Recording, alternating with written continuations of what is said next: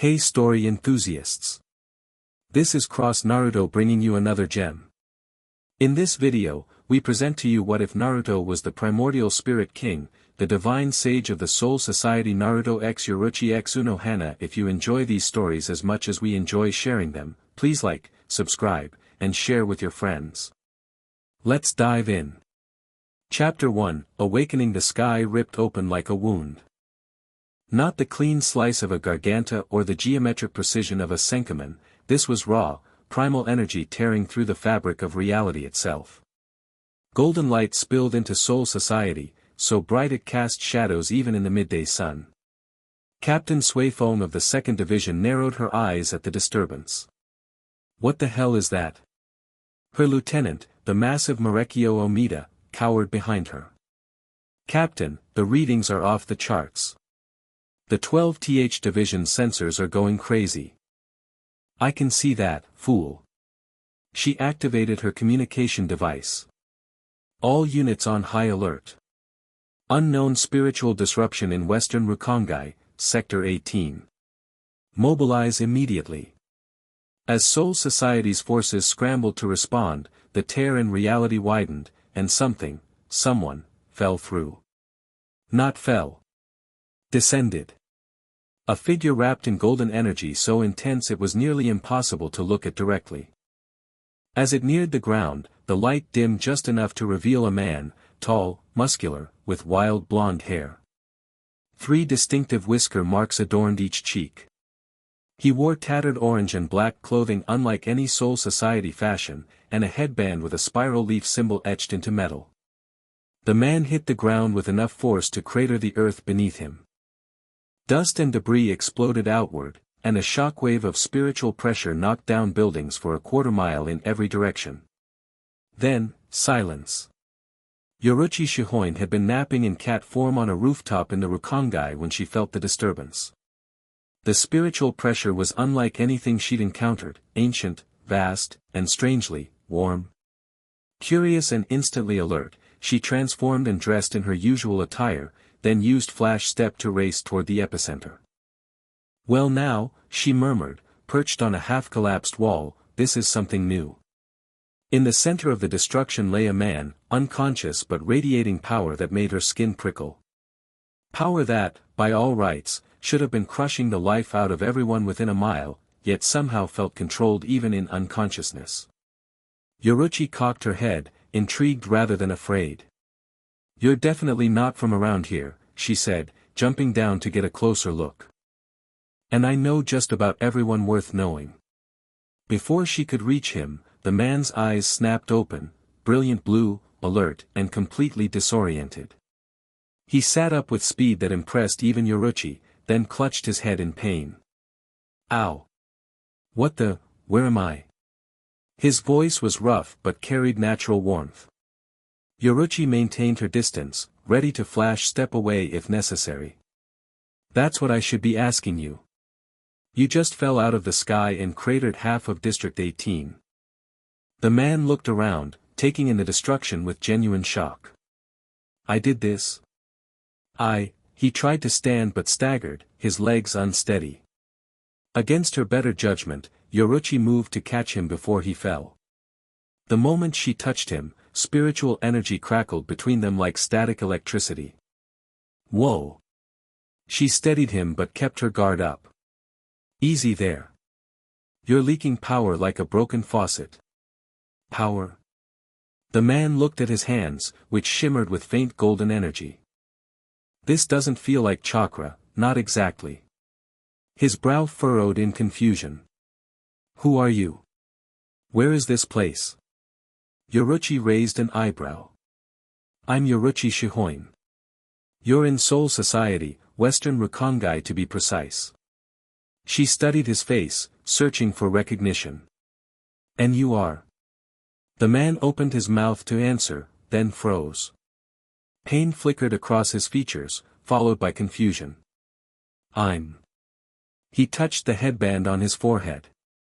Naruto Uzumaki. The name seemed to ground him momentarily. But Soul Society. I know that name. I know this place, but I don't know why. His eyes met hers, equal parts lost and determined. What's happening to me? Before Yoruichi could respond, she sensed multiple spiritual pressures approaching rapidly. We've got company, and they're not coming to welcome you with open arms. She made a split-second decision. Can you run? Naruto steadied himself. I think so. Then follow me if you want to avoid a very unpleasant interrogation. She flash-stepped to a nearby rooftop, looking back expectantly. To her surprise, Naruto didn't just follow, he matched her speed perfectly, appearing beside her with a technique that wasn't flash-step but something equally effective. His movement left a brief golden afterimage. Interesting, Yoruichi grinned. Let's see what else you can do. They vanished into the maze of Rukongai just as Soul Society forces converged on the crater. Captain Kuratsuchi, what are we dealing with? Captain Commander Yamamoto's gravelly voice filled the First Division meeting hall, where the captains of the Godai 13 had assembled for an emergency meeting. Mayuri Kuratsuchi's painted face twisted in scientific excitement. The spiritual pressure readings are extraordinary. Whatever came through that tear wasn't just powerful, it was fundamental. His eyes gleamed. If I could obtain a sample. You haven't answered my question, Yamamoto interrupted.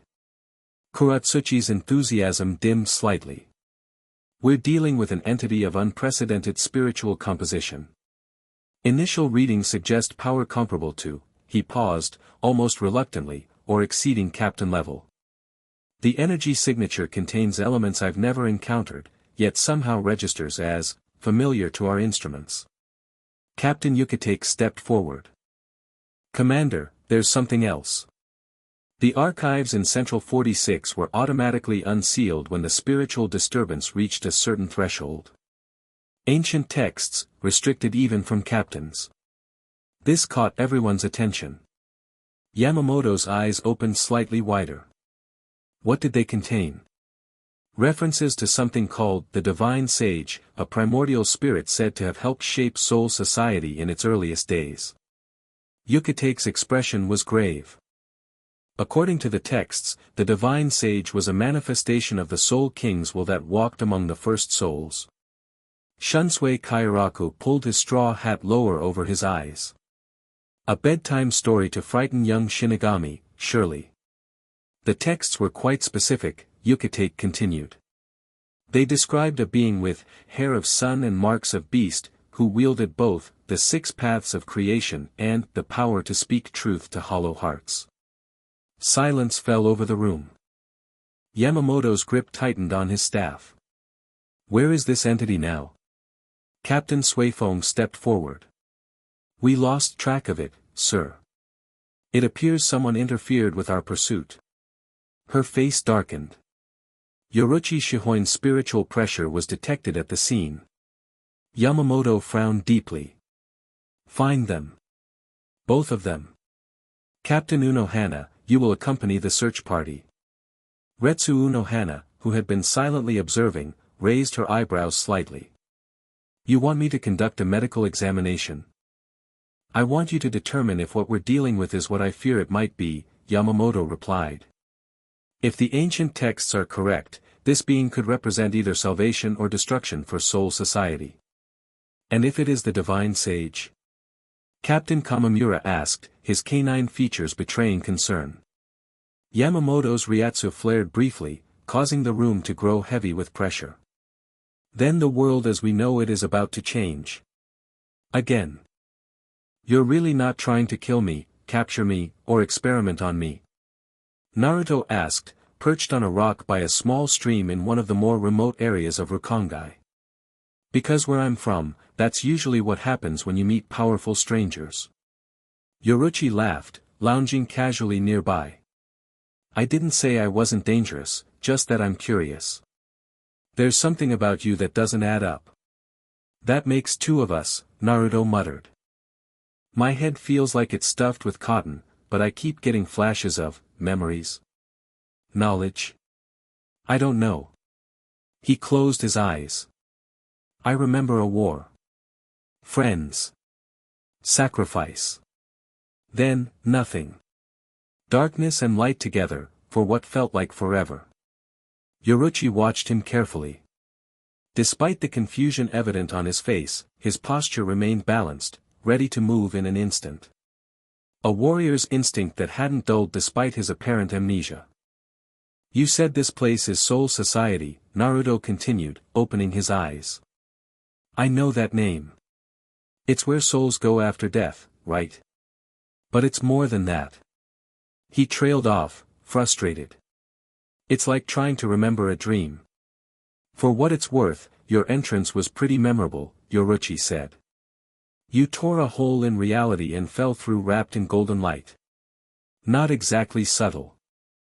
Naruto rubbed the back of his neck, a gesture so naturally human it contradicted the godlike power he displayed. Yeah, sorry about that. I wish I could tell you why or how. The Soul Society bigwigs are going to be looking for you, she warned. When something unusual happens, their first instinct is to eliminate the threat. I'm not a threat. Naruto protested, then paused. At least, I don't think I am. As if to contradict his words, the water in the stream beside them began to glow, responding to his agitation. Tiny droplets rose into the air, orbiting around him like miniature satellites. Naruto? Yoruichi pointed.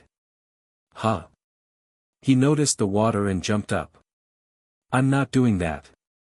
At least, not on purpose. The droplets froze in place, then fell back to the stream with tiny splashes.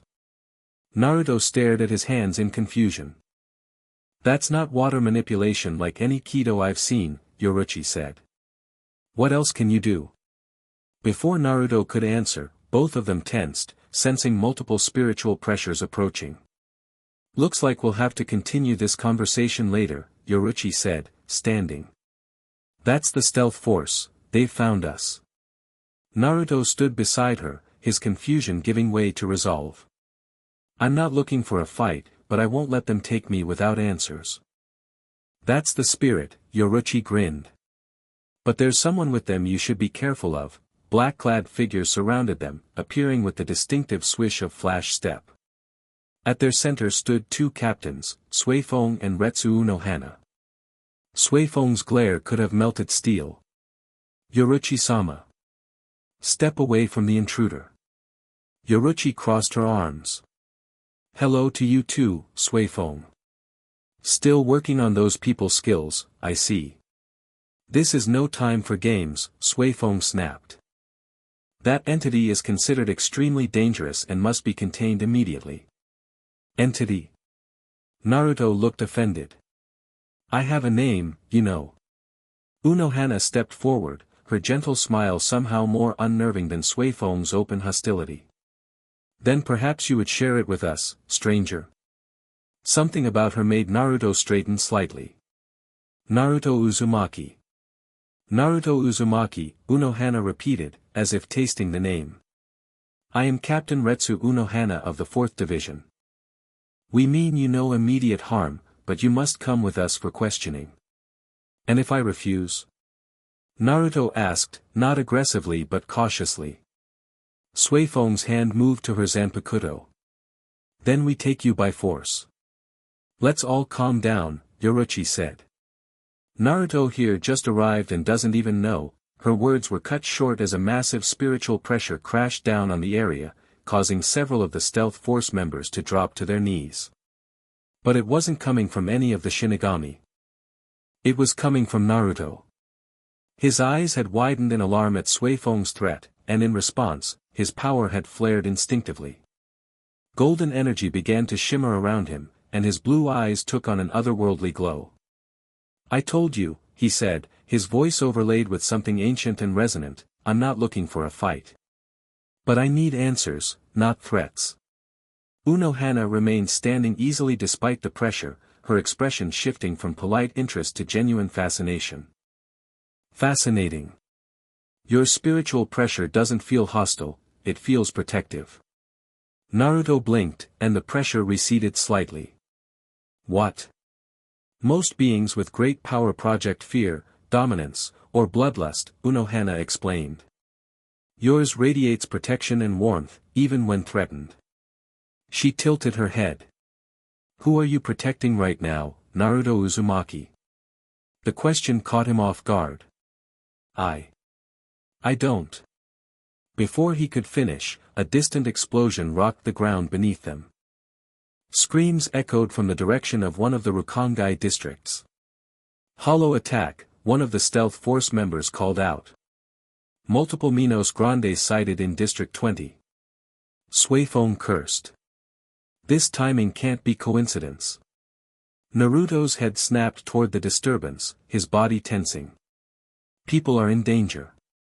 Without another word, he vanished in a flash of golden light, moving faster than anyone expected. Wait! Suifeng shouted, but he was already gone. Yoruichi smirked. Well, if you want to question him, looks like you'll have to catch him first. She disappeared in a flash step, following Naruto's trail. Unohana's smile never wavered. How interesting. It seems our divine sage has a hero complex. She turned to Suifeng. Shall we observe how he handles himself against hollows? Suifeng looked like she'd bitten into something sour, but nodded. Stealth force, form a perimeter. Don't engage unless ordered. As they moved toward the chaos, Unohana's mind worked rapidly, connecting ancient texts with the golden-haired stranger. The divine sage was said to have a heart that beat in time with all souls. If the legends were true, his protective instinct wasn't personality, it was his very nature. District 20 of West Rukongai was in chaos. 3 massive Minos Grande had emerged from tears in the sky, their blank mask faces tilted downward as they fired destructive Zero blasts at the buildings below. Smaller hollows swarmed around them, hunting terrified souls who ran screaming through the streets. Naruto arrived in a blur of movement, taking in the scene with a tactical eye that belied his confused state. Something about the situation felt familiar, protecting civilians from monsters. This, at least, he understood. Hey, ugly, he shouted at the nearest Minos, drawing its attention away from a group of children huddled in the ruins of a building. Pick on someone who can fight back. The massive hollow turned toward him, its maw opening to charge another Zero blast. Naruto didn't wait for it to fire.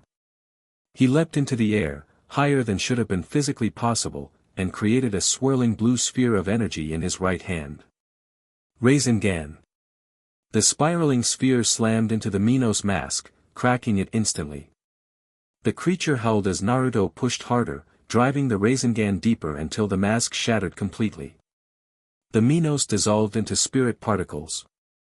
Naruto landed lightly, flexing his hand. That felt right. From a nearby rooftop, Yoruichi watched with undisguised interest. Impressive. That wasn't Kido or a Zanpakuto ability. What exactly are you, Naruto Uzumaki? The remaining Minos turned toward Naruto, sensing his spiritual pressure. Several smaller hollows also abandoned their prey to circle him warily. Naruto cracked his knuckles. You guys want to play? Fine by me.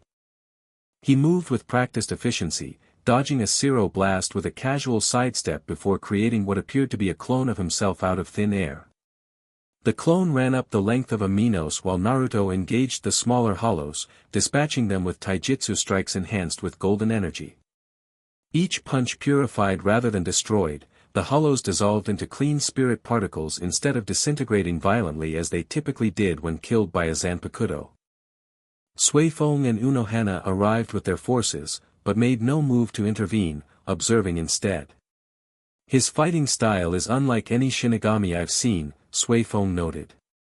And that clone technique. He's not using Shinigami powers, Unohana observed. Whatever he is, he existed before our techniques were codified. Naruto's clone reached the top of the Minos and formed another Rasengan, this one larger than before. It slammed the sphere into the creature's head, destroying it instantly before disappearing in a puff of smoke.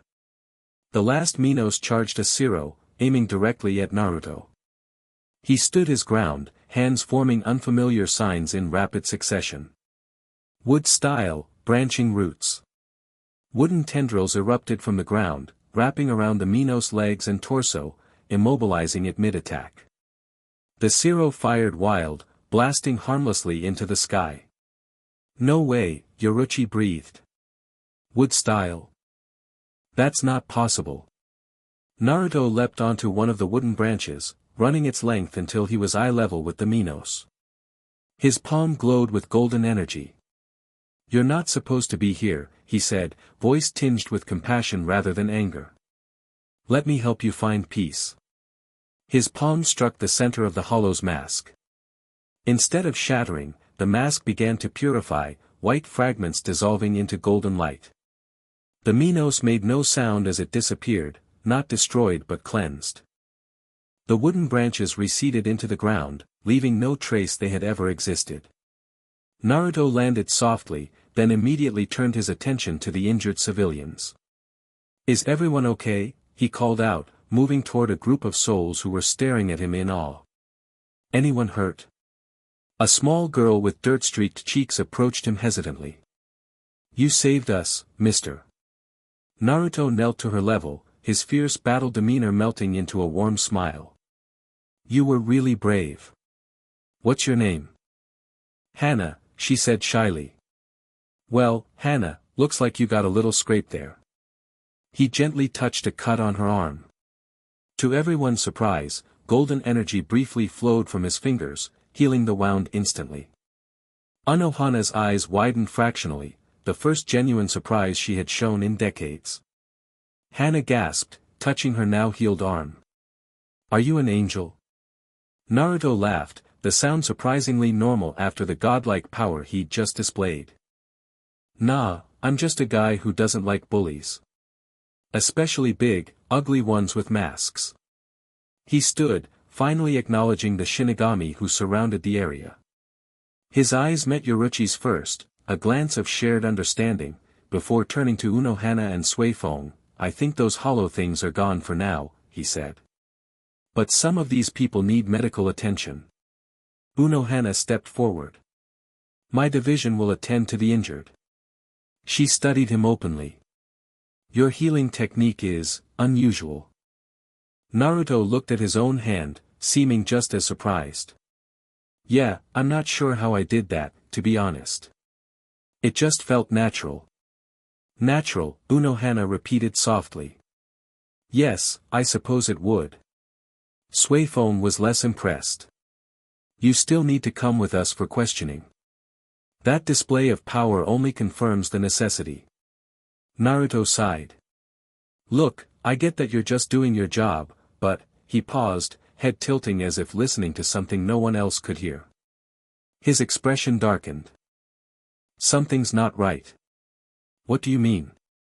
Yoruichi asked, jumping down to stand beside him. "These hollows." Naruto frowned. "They were drawn here deliberately. I can feel it." He turned in a slow circle, scanning the area. Someone was watching.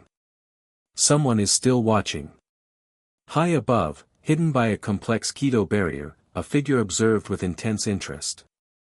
Sosuke Aizen adjusted his glasses, a faint smile playing on his lips. "Most interesting," he murmured. "The legends appear to be true after all.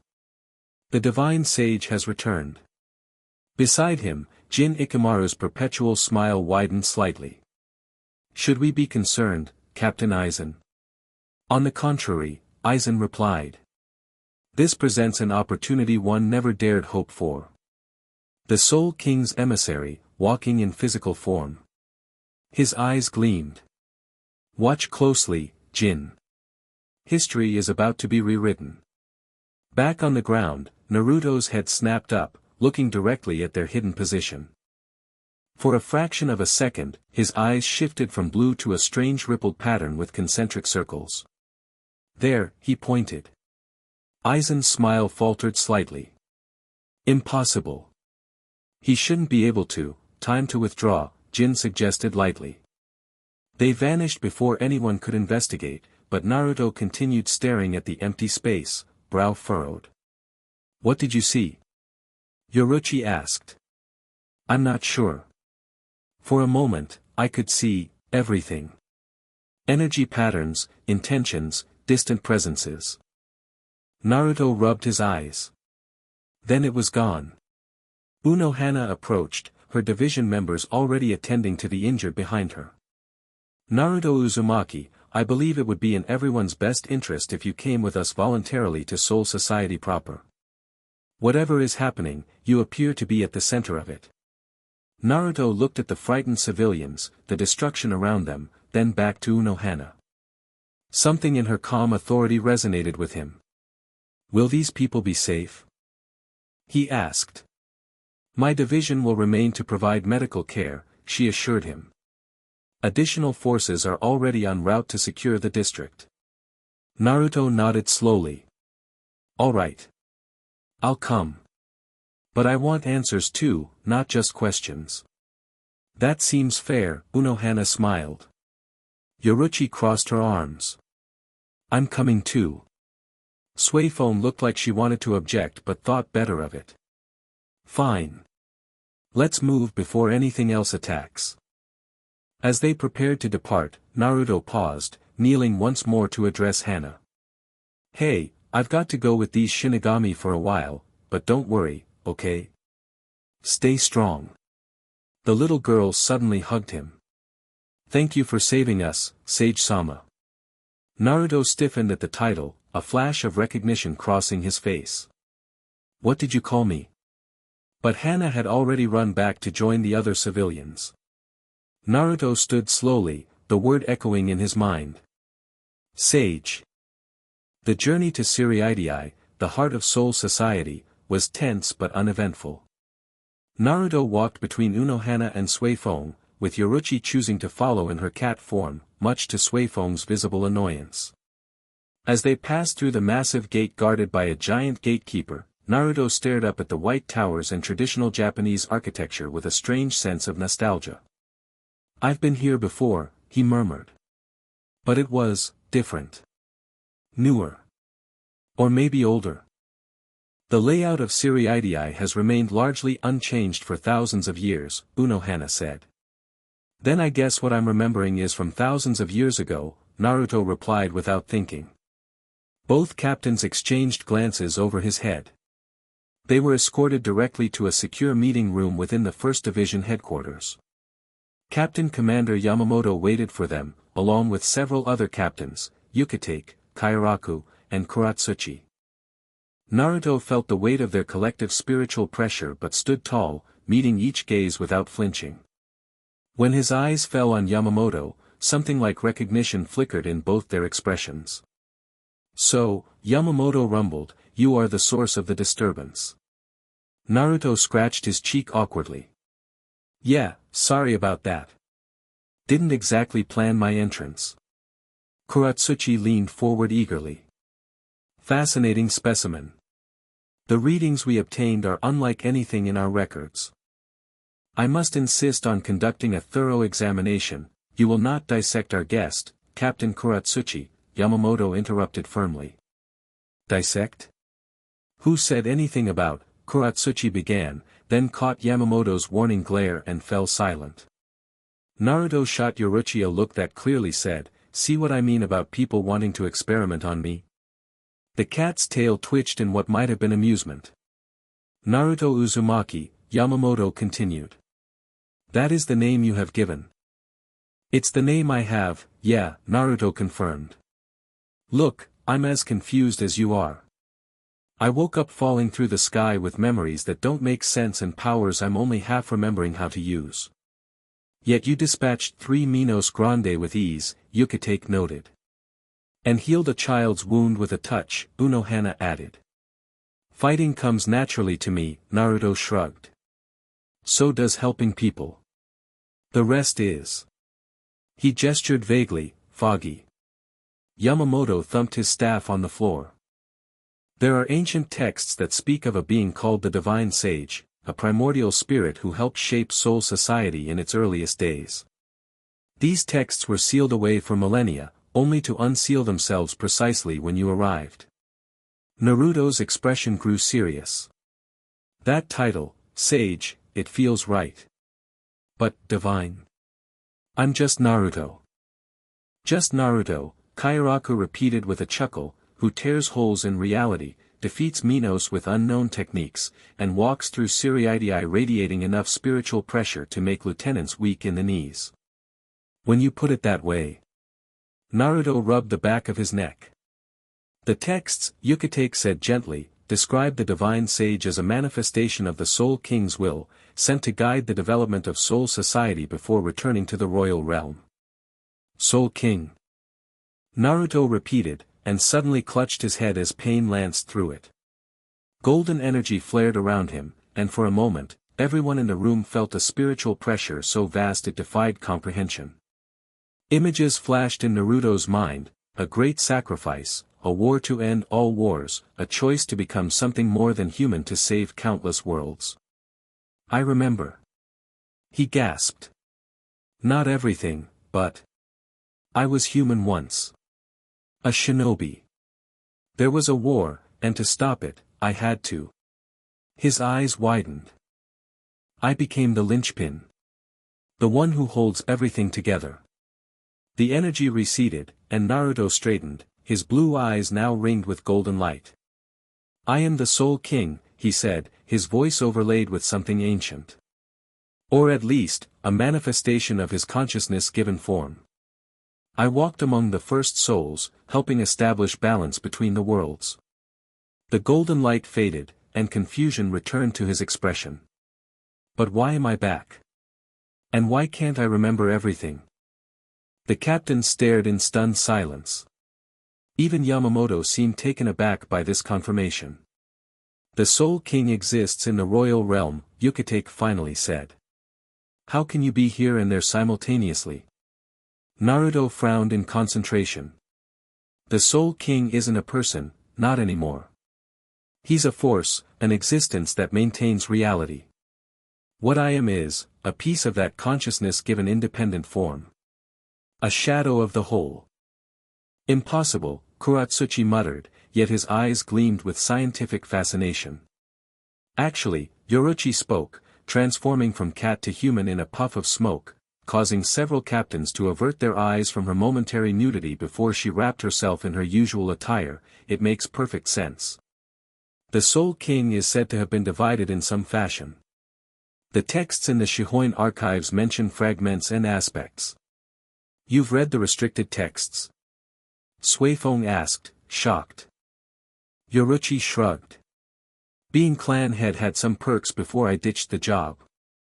Yamamoto's spiritual pressure increased, drawing everyone's attention back to him. If what you say is true, then your presence here is no accident. The Soul King does not act without purpose. Naruto nodded slowly. Something called me back. Something, wrong. His gaze turned distant. There's a disturbance in the balance. I can feel it now, like a splinter under my skin. Could it be related to the unusual hollow activity? Unohana suggested. No, Naruto shook his head. That was just someone testing me. The real threat is deeper, older. His eyes met Yamamoto's. You felt it too, haven't you? A shadow growing at the edges of reality. Yamamoto's silence was confirmation enough. Yhwach stepped forward. What should we do? To everyone's surprise, Naruto laughed, a bright, genuinely amused sound that seemed at odds with the gravity of the situation. I have no idea. I'm still figuring out who and what I am. He flexed his hand, watching golden energy dance across his fingertips. But I do know I was sent here to help, not to take over. So how about this, you guys keep doing your job protecting Soul Society, and I'll work on getting my memories back while helping where I can. The casual, almost irreverent proposal left several captains blinking in confusion. This was the divine sage.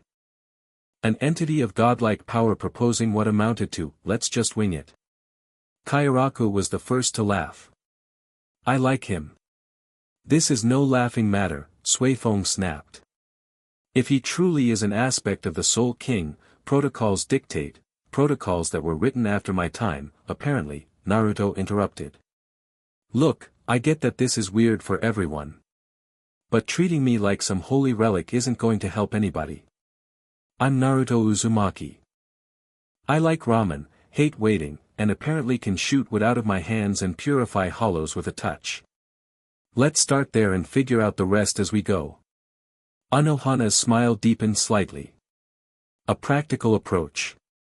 Yamamoto studied Naruto for a long moment, then thumped his staff decisively. Very well. Naruto Uzumaki, you will be granted provisional authority within Soul Society while we determine the nature of the threat you sense. Captain Unohana will monitor your condition as you regain your memories. Captain Suifoam will provide security. I don't need a babysitter, Naruto and Suifoam protested simultaneously, then glared at each other. It is not up for discussion, Yamamoto said firmly. Dismissed. As the meeting dispersed, Yoruichi sidled up to Naruto. Well, that went better than expected. I thought for sure old man Yama would try to lock you up. He's smarter than that, Naruto replied, surprising himself with the certainty of his assessment. He knows I could leave if I wanted to. Could you? Yoruichi asked curiously. Naruto grinned. No idea. But it sounded cool, right? Yoruichi burst out laughing. Oh, you're going to make things interesting around here. As they followed Unohana toward the 4th division for what she called a baseline examination, Naruto glanced back at the meeting room. For a brief moment, his vision shifted again, seeing through walls and distance to where Yamamoto sat alone, staring at an ancient text with a troubled expression. He's worried, Naruto murmured. Yamamoto? Yoruichi asked. He always looks constipated. No, this is different. Naruto's expression grew serious. He knows something about why I'm here. Something he didn't share with the others. Unohana, walking ahead of them, spoke without turning. Captain Commander Yamamoto has led Soul Society for over 1,000 years. If he has concerns, they are likely justified. Yeah, Naruto agreed. That's what worries me. The 4th Division medical facility was immaculate, efficient, and calming, much like its captain. Unohana led Naruto to a private examination room while Yoruichi lounged outside, much to Suifoam's visible annoyance as she stood guard. Please sit, Unohana gestured to an examination table. This won't involve anything invasive, merely some basic spiritual readings. Naruto hopped onto the table, swinging his legs casually. So, you're a doctor and a warrior. That's a cool combination. I lead the healing division, Unohana corrected gently, preparing her equipment. Though all Shinigami are trained for combat. You're more than just trained, Naruto said, his eyes suddenly sharp with insight. You're hiding your true strength. Unohana's hands paused for just a fraction of a second, so brief anyone else would have missed it. What makes you say that? I can see it, Naruto said simply. Not with my eyes exactly, but, it's like your spirit has 2 layers. The healer on the surface, and something much more primal underneath. Instead of denying it, Unohana met his gaze directly. And does that concern you? Naruto shook his head. Nah. We all have different sides to us. I've got a literal demon fox inside me, or I did. He frowned. I think that's still true, but it feels different now. A demon fox. Unohana raised an elegant eyebrow. Long story. I'll tell you when I remember all of it. Naruto grinned disarmingly. So what's this examination going to tell you? Allowing the subject change, Unohana activated a Kido diagnostic spell. Ideally, it will establish a baseline for your spiritual composition and help us understand how your power differs from that of a Shinigami. The Kido created a glowing field around Naruto. Almost immediately, the spell began to fluctuate wildly, the steady blue light shifting through multiple colors before settling on a golden hue that matched Naruto's energy. Fascinating, Unohana murmured. Your spiritual makeup contains elements I've never encountered before. It's as if your soul is composed of something more fundamental than spirit particles. Is that good or bad? Neither. Simply different. She adjusted the spell, focusing it on his chakra network. You mentioned chakra earlier. This appears to be a complex system for channeling energy through your body, similar to our spiritual pathways but far more developed. Naruto nodded. Where I come from, we use chakra for jutsu, techniques like the Rasengan or the wood style you saw earlier. And where exactly do you come from, Naruto Uzumaki? Unohana asked, her tone casual but her attention focused. Naruto's expression grew distant. A world of shinobi. Hidden villages. Great nations at war. His voice softened. Friends who became family. You miss them, Unohana observed. Yeah. Naruto's smile turned bittersweet. But it feels like it was, lifetimes ago. Because it was, I guess. As Unohana continued her examination, Naruto gradually shared fragments of memory as they surfaced, his childhood as a Jinchuriki, his training as a sage, the Fourth Great Ninja War. The stories emerged in non-linear fashion, painting a picture of a human who had endured incredible hardship yet maintained an unbreakable spirit. So your sage abilities allowed you to connect with natural energy, Unohana summarized, making notes.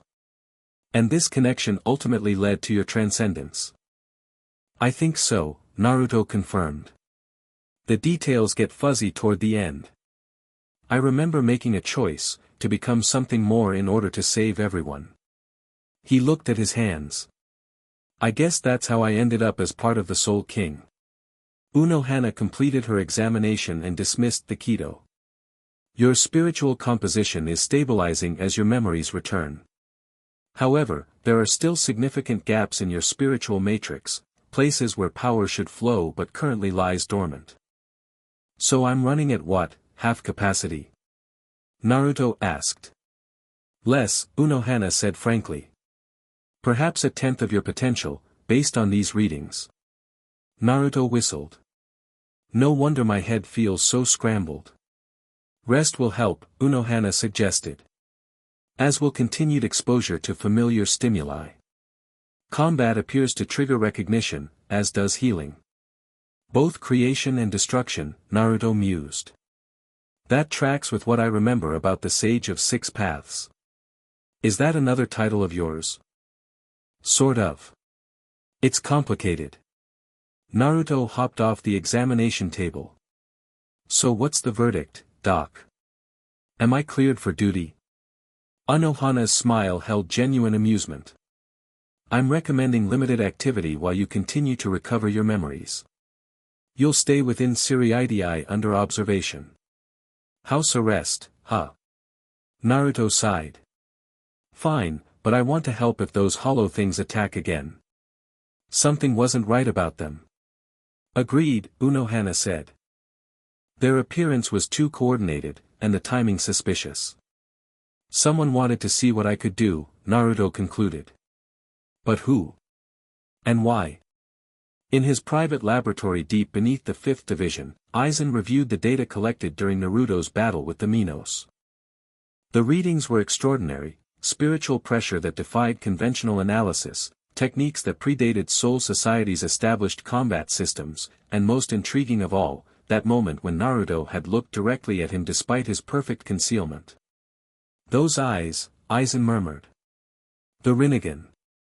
Just as the ancient texts described.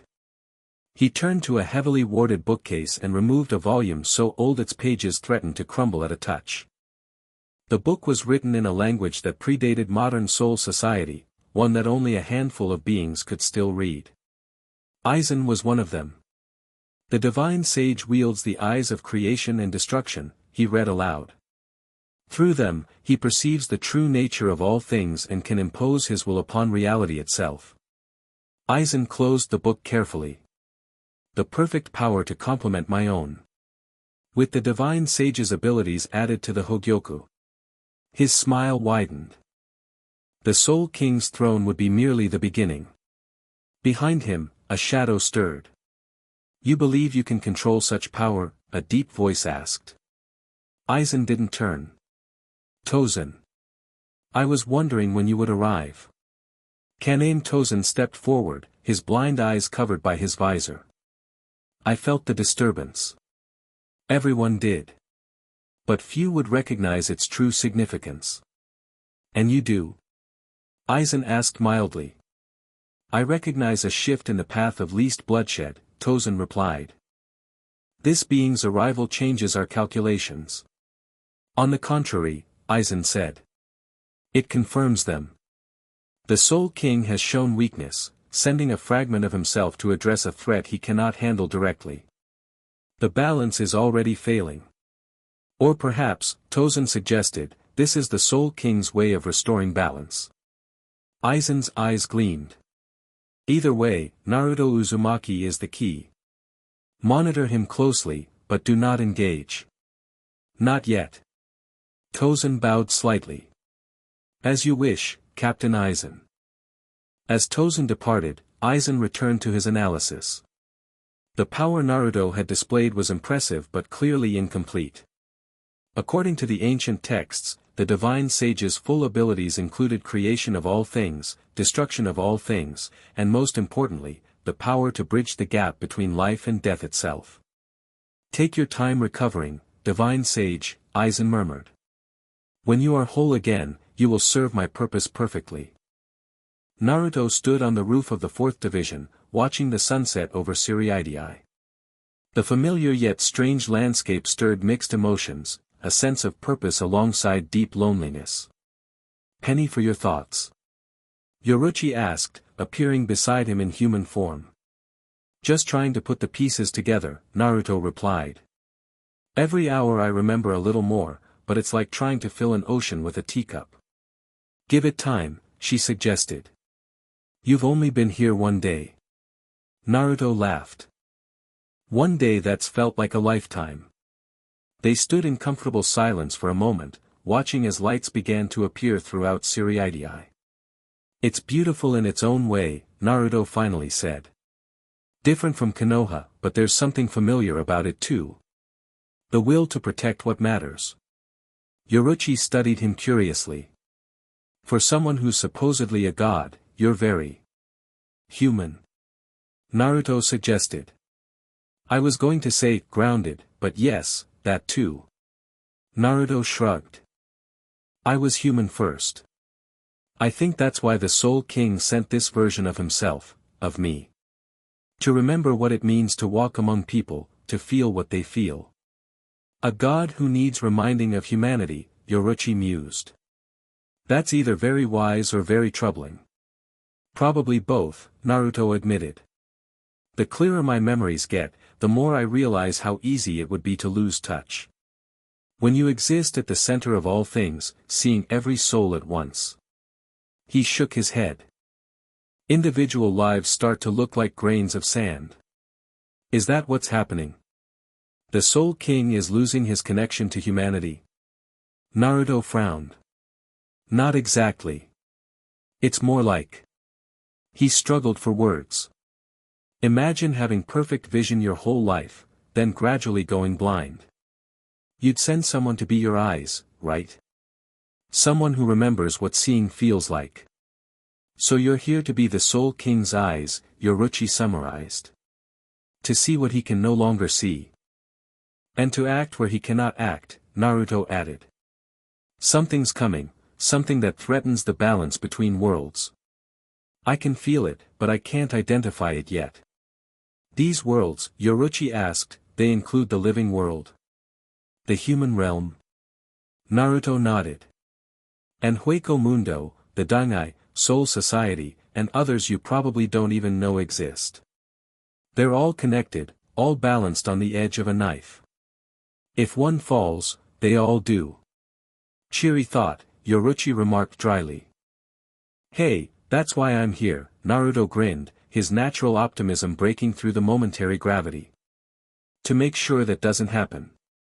From the shadows of a nearby tower, Suifeng observed their interaction with mixed emotions. Part of her resented Yoruichi's easy rapport with this stranger, while another part remained suspicious of his true intentions. Yet she couldn't deny the sincerity that radiated from him like heat from a flame. "Captain Suifeng," Unohana's voice came from behind her. "It's impolite to spy on our guest." Suifeng didn't flinch, though few could approach her undetected. "I'm ensuring his security, as ordered." "From the shadows?" Unohana's smile held gentle rebuke. "You don't trust him." "I trust evidence," Suifeng replied stiffly. "And while his actions against the Hollows were admirable, his story remains fantastic." "Yet you don't doubt it," Unohana observed. "Not really." Suifeng frowned. "What makes you say that?" "Because you felt it too, the resonance of truth in his spiritual pressure. It's unlike anything we've encountered before. Pure, untainted by deception." "No one is without deception," Suifeng countered. "Perhaps," Unohana conceded. "But I believe Naruto Uzumaki comes closer than most." On the rooftop, Naruto suddenly turned toward them, his eyes finding theirs unerringly despite the distance and shadows. "You know," he called out, "if you want to talk, you can just join us." Suifeng stiffened, but Unohana merely chuckled and stepped forward into the moonlight.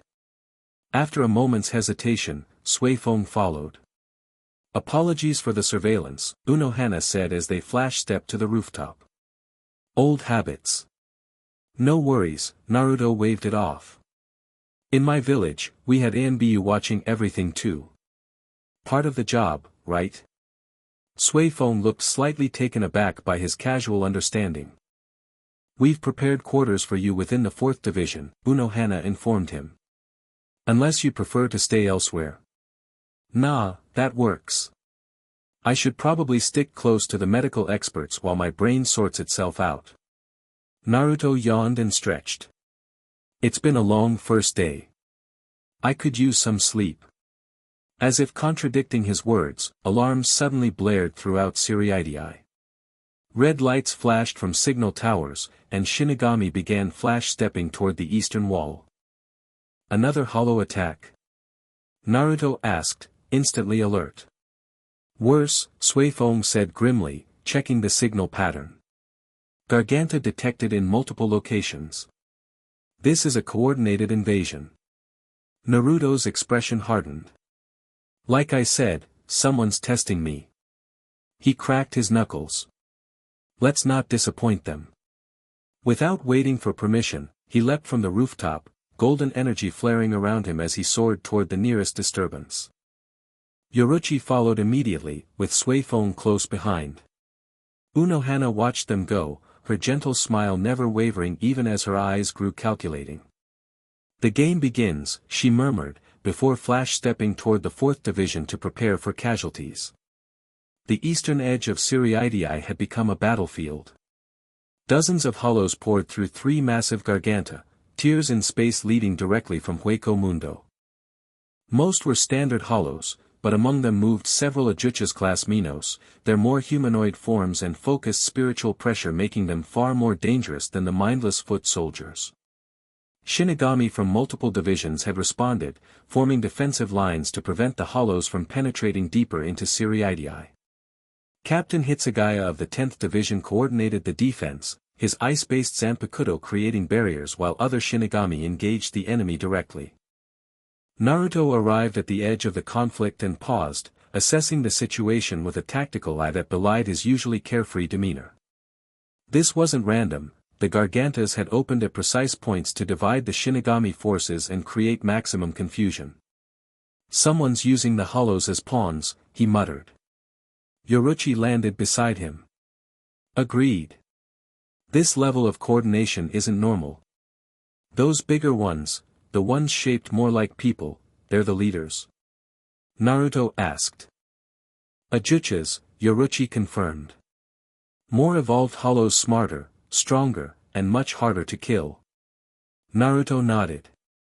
"Then that's where we start." Before she could respond, he created a dozen shadow clones, perfect copies that sprinted off in different directions, engaging hollows with coordinated taijutsu and Rasengan attacks. The real Naruto focused on the nearest Ajuchas, a mantis-like creature directing lesser hollows with strategic precision. Hey, bug face. Naruto called out, drawing its attention. You're not supposed to be here. The Ajuchas turned, its segmented mask revealing intelligence in its glowing eyes. Divine One, it hissed, surprising Naruto with recognition. Your awakening was foretold. Foretold by who? Naruto demanded, closing the distance between them with blinding speed. Instead of answering, the Ajuchas struck with razor-sharp limbs. Naruto dodged effortlessly, his body moving with instinctive grace. He countered with a kick enhanced by golden energy, sending the creature skidding backward. Who sent you?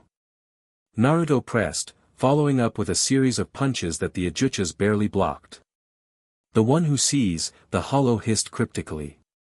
The one who knows your true nature.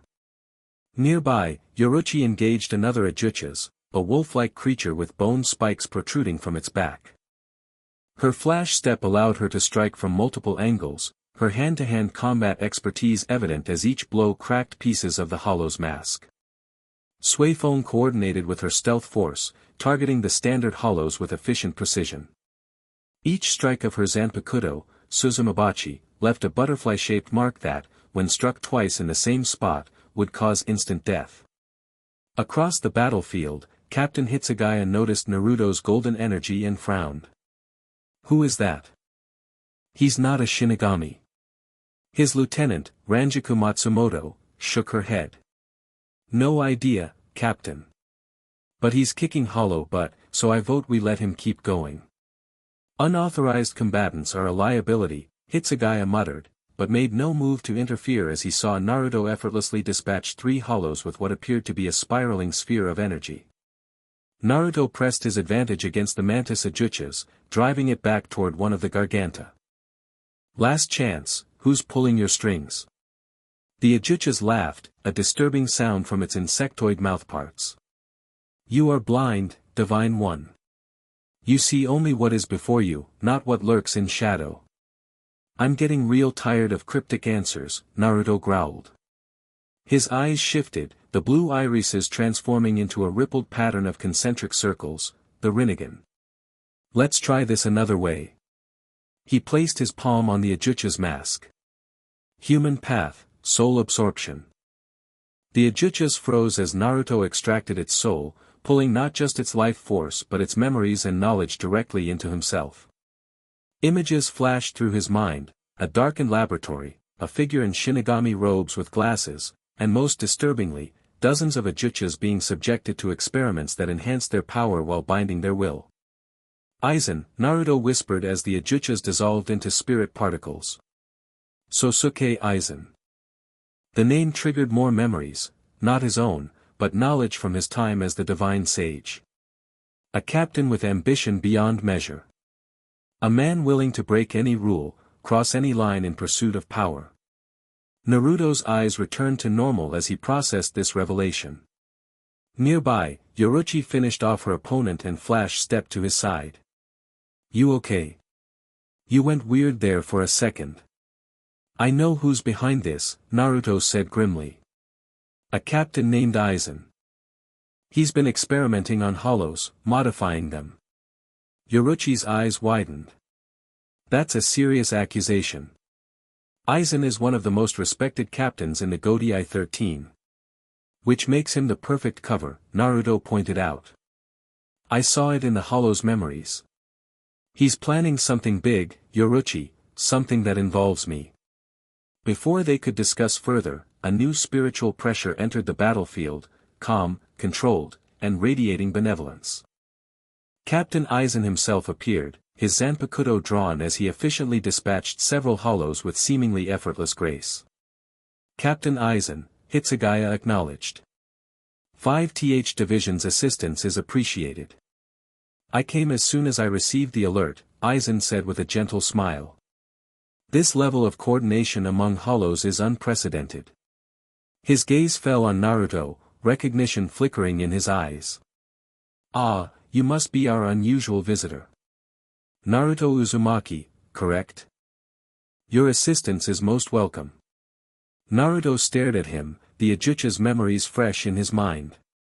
Yet looking at Aizen now, the kind eyes behind glasses, the gentle demeanor, the spiritual pressure that radiated only calm benevolence, he found himself doubting what he'd seen. "Yeah, that's me," Naruto said cautiously. "Your abilities are remarkable," Aizen commented. "Not Shinigami techniques, certainly. May I ask their origin?" Before Naruto could answer, Suifeng Flash stepped between them.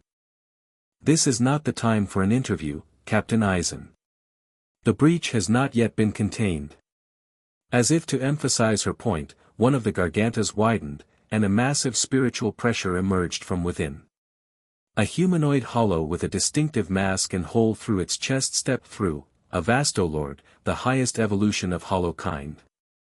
"Now that," Yoruichi said tensely, "is a problem." The Vasto Lord surveyed the battlefield with cold intelligence. When its gaze fell on Naruto, it pointed one clawed finger. "You," it said, its voice surprisingly melodic. "The anomaly. The god who walks as man." Naruto stepped forward, golden energy beginning to swirl around him. "And you're what?" "The welcoming committee." "I am Arturo," the Vasto Lord replied. "And I have waited centuries for this moment." Without warning, it attacked, not Naruto, but Aizen, moving with such speed that even the captain barely had time to raise his Zanpakuto in defense. The clash of their spiritual pressures sent shockwaves across the battlefield. "Captain Aizen!" Hitsugaya shouted, moving to assist. Naruto's instinct screamed that something was wrong. The timing, the target, it was too perfect, too theatrical. His eyes shifted to the Rinnegan once more, piercing through layers of reality to see the truth beneath. What he saw confirmed his suspicions. The Vasto Lord attacking Aizen was a shell, powerful, yes, but ultimately empty of true will. A puppet dancing on strings. "It's a setup," Naruto realized. He turned to Yoruichi. "This whole thing is staged." Before she could respond, the Vasto Lord broke away from Aizen and suddenly charged toward Naruto, moving with blinding speed. Naruto barely had time to raise his guard before the creature's fist connected with his chest, sending him flying through several buildings. Pain blossomed through Naruto's body, real, intense pain that he hadn't felt since before becoming the divine sage. The shock of it triggered something deep within him. As he crashed through the wall of a sixth building and finally skidded to a halt, golden energy erupted around him like flames. "Now that," Naruto said, rising to his feet with a grin that was half grimace, "was a solid hit." He wiped blood from his lip. "Let's see if you can do it again." The Vasto Lord appeared before him, its mask somehow conveying smugness despite its fixed expression. The divine sage, reduced to a brawler. How the mighty have fallen. "I've always been a brawler," Naruto replied. He formed a familiar hand sign. Shadow Clone Jutsu. 20 perfect copies of Naruto appeared, surrounding the Vasto Lord. As one, they attacked from all directions, forcing the hollow to defend against a barrage of coordinated strikes. Back at the main battlefield, Yoruichi watched the distant explosions of spiritual pressure with concern. "We need to help him." "No," Suifeng said, surprising her former mentor. "Look." She pointed to where Aizen stood, calmly observing the distant battle rather than directing the defense efforts. His expression held an intensity that belied his relaxed posture. "He's too interested," Suifeng noted. "And arrived too conveniently." Yoruichi nodded slowly. "Naruto said Aizen was behind this. I didn't want to believe it, but..." "We need proof," Suifeng said. "Accusations against a captain require evidence." "Then let's get some," Yoruichi replied. While everyone's focused on the big fight. Across Siriidii, Naruto's battle with the Vasto Lord had escalated. The creature was incredibly powerful, faster than most captains and with Hiero's skin tough enough to withstand direct hits from a Rasengan. "You fight well for one so diminished," Arturo commented, deflecting another attack. "But this is merely a fraction of your true potential. Why do you not access your divine powers?" Working on it, Naruto grunted, forming a larger, more complex Rasengan in his hand. Wind chakra began to shape it, creating a shuriken-like formation. Rasen Shuriken. He hurled the spinning disk of chakra at Arturo. The Vasto Lord attempted to dodge, but the Rasen Shuriken expanded at the last moment, catching its left arm and leg. Microscopic wind blades shredded the hollow at a cellular level, causing it to howl in genuine pain. That's more like it, Naruto grinned, though the technique had clearly drained him. Want to keep going? Arturo clutched its damaged limb, which was dissolving into spirit particles. You truly don't remember, do you? What you are? What you can do?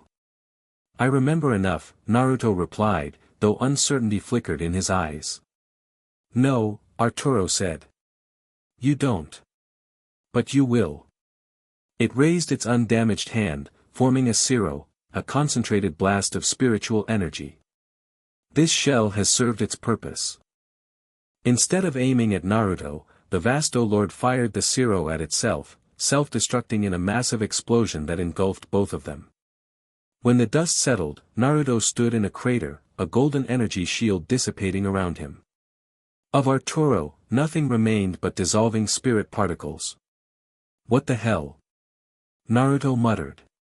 Why would it? His thoughts were interrupted as pain lanced through his head. The dissolving particles of the Vasto Lord weren't simply disappearing, they were flowing into him, carrying memories, knowledge, and power. Naruto fell to one knee as images flooded his mind. Arturo, a hollow ancient beyond measure. One of the first hollows to achieve Vasto Lord status. A being who had once encountered the divine sage eons ago and been purified, only to be reborn and corrupted again. And behind these memories, something else, a presence observing, analyzing, collecting data on Naruto's abilities and limitations. Aizen, Naruto growled. This was all just a test. He struggled to his feet, his spiritual pressure fluctuating wildly as his body absorbed Arturo's essence. Golden energy mixed with the white spirit particles, creating a swirling maelstrom around him that rose into the sky like a beacon. Throughout Siriidii, Shinigami paused in their battles as they felt the surge of power. The remaining hollows, suddenly leaderless, began retreating through the gargantas, which closed behind them. Captain Hitsugaya stared at the column of golden light. What is that? Aizen adjusted his glasses, his expression unreadable. Fascinating. Yoruichi and Suifeng exchanged glances. We need to get to him, Yoruichi said. Together, they flash-stepped toward Naruto's position, arriving to find him standing in the center of the crater, his body glowing with golden energy that was slowly stabilizing. Naruto? Yoruichi approached cautiously. You okay? Naruto turned toward her, his eyes still showing the Rinnegan pattern but now ringed with gold.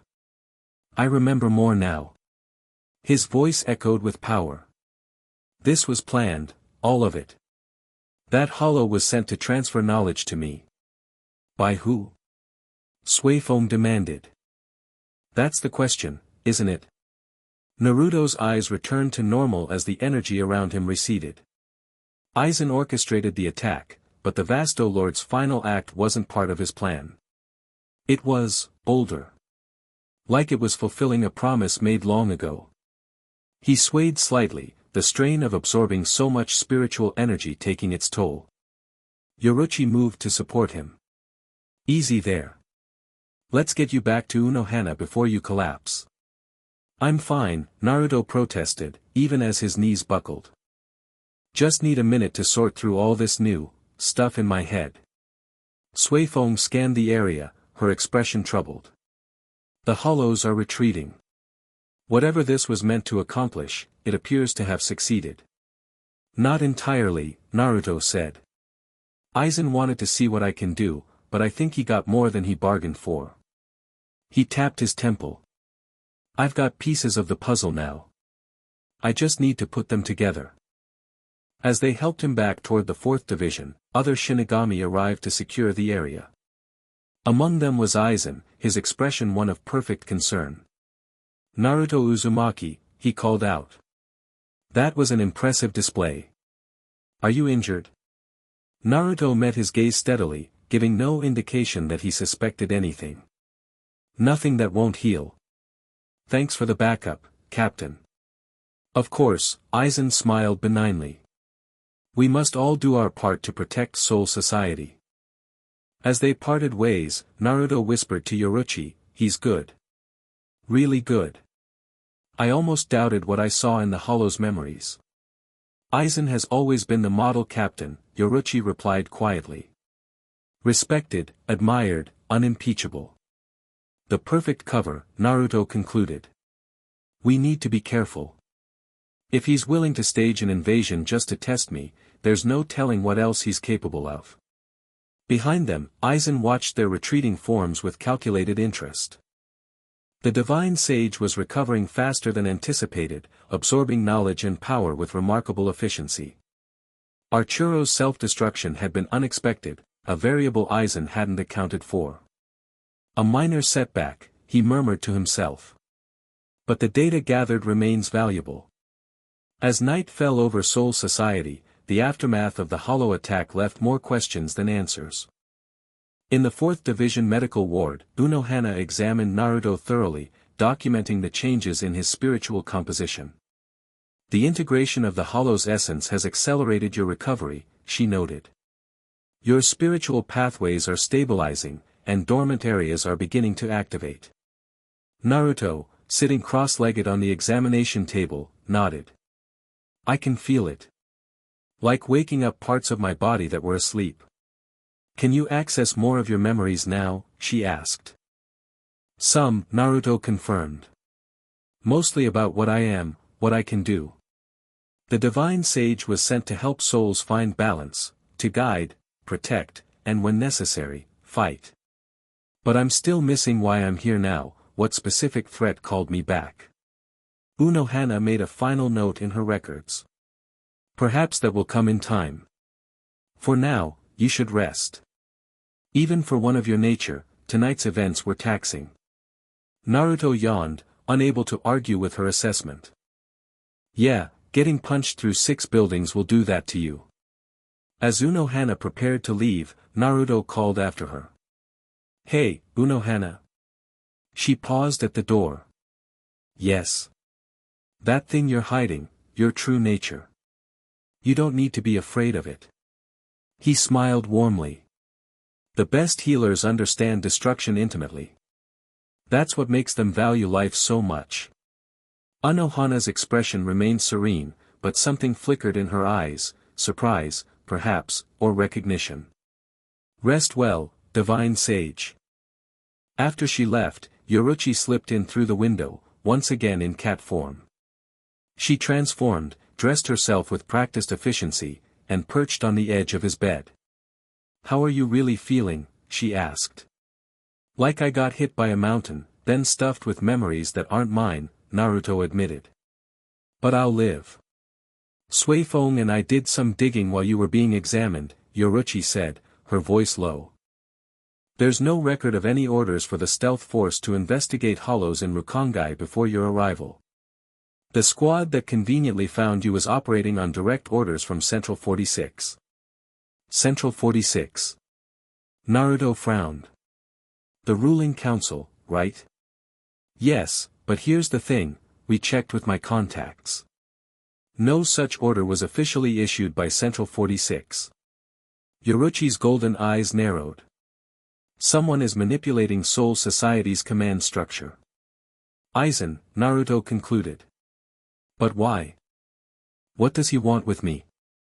Power, Yoruichi said simply. The legends say the divine sage holds knowledge of creation and destruction that predates Soul Society itself. For someone with ambition. I'd be the ultimate prize, Naruto finished grimly. Great. He leaned back against the pillows, fatigue evident in his features despite his healing abilities. There's something else too, something bigger than Aizen. The Vasto Lord knew me, Yoruichi. Not just knew of me, but recognized me personally, like we had history. Is that possible? With the gaps in my memory? Who knows? Naruto stared at the ceiling. But its final act felt like fulfilling a promise. Like it was waiting all this time to return something to me. Yoruichi squeezed his hand gently. Get some sleep. We'll figure it out in the morning. As she moved to leave, Naruto caught her wrist. Stay. Just for a bit. It's been a long, weird day, and a friendly face helps. Yoruichi hesitated, then nodded, settling into a chair beside his bed. Fine, but if you start snoring, I'm leaving. Naruto grinned. Deal. As exhaustion finally claimed him, Naruto's consciousness drifted into dreams, or perhaps memories. He saw Soul Society as it once was, in its earliest days. Saw himself walking among the first Shinigami, teaching them to channel their power through swords that would become Zanpakuto.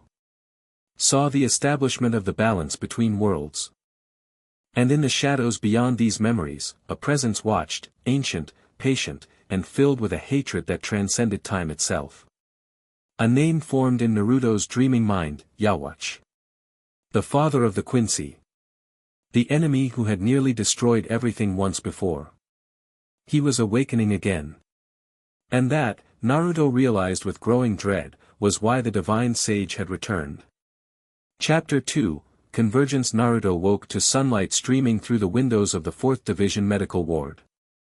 For a moment, disorientation clouded his mind, fragments of dreams, memories, and visions blending together in a confusing tangle. Then reality snapped into focus. Soul Society. The Divine Sage. Aizen's schemes. Yhwach. Yhwach, he muttered, sitting up abruptly. Who's that? Yoruichi lounged in the window, perched on the sill like a cat in human form. She'd clearly been watching him sleep. How long have you been there? Naruto asked. Long enough to hear you mumble about ramen 3 times. She grinned. You kept saying, one more bowl, and making slurping noises. Naruto felt his face heat up. I did not. Did too. Her golden eyes sparkled with mischief. So who's Yhwach? You said the name like it tasted bad. Naruto's expression sobered. A name from my dreams. Or memories. He's the reason I'm here, I'm almost sure of it. Before Yoruichi could press further, the door slid open and Unohana entered, serene as ever. Good morning, she greeted them. I trust you slept well. Like a rock, Naruto confirmed, stretching. Whatever healing Kido you used worked wonders. I used very little, actually, Unohana replied. Your body heals itself at a remarkable rate. She approached his bedside and activated a diagnostic spell. Fascinating. Your spiritual pressure has not only stabilized but evolved overnight. The integration of the Vasto Lord's essence is complete. Naruto flexed his hand, watching golden energy shimmer beneath his skin. Yeah, I can feel it. Like I've unlocked another piece of myself. Captain Unohana, Yoruichi spoke up, has there been any further hollow activity since last night? No. The breaches were sealed and patrols report all quiet. Unohana's gentle smile remained, but her eyes grew serious. However, there is significant political activity this morning. The noble houses have called an emergency session of Central 46. Let me guess, I'm the emergency? Naruto asked dryly. Indeed. Your presence has caused quite the stir, particularly after your display of power yesterday. Unohana dismissed her diagnostic Kido. Captain Commander Yamamoto has requested your presence at a captain's meeting first, however. Naruto swung his legs off the bed. Better not keep the old man waiting, then. I brought you some clothes, Yoruichi said, tossing a bundle onto the bed. Figured you might want something other than hospital robes or your tattered outfit. The bundle contained black Shinigami hakama and a sleeveless orange kosode with black trim, a compromise between traditional Soul Society attire and Naruto's preferred color. Orange, huh? Naruto grinned. You remembered. Yoruichi shrugged. hard to forget when it's practically blinding. As Naruto changed behind a privacy screen, Unohana addressed Yoruichi quietly. The Shihoin clan has taken a particular stance on our guest. Your presence at their side would be expected. Yoruichi's expression hardened slightly. I abandoned those expectations a century ago. Yet as former head, your influence remains, Unohana observed. Your family will seek to leverage that.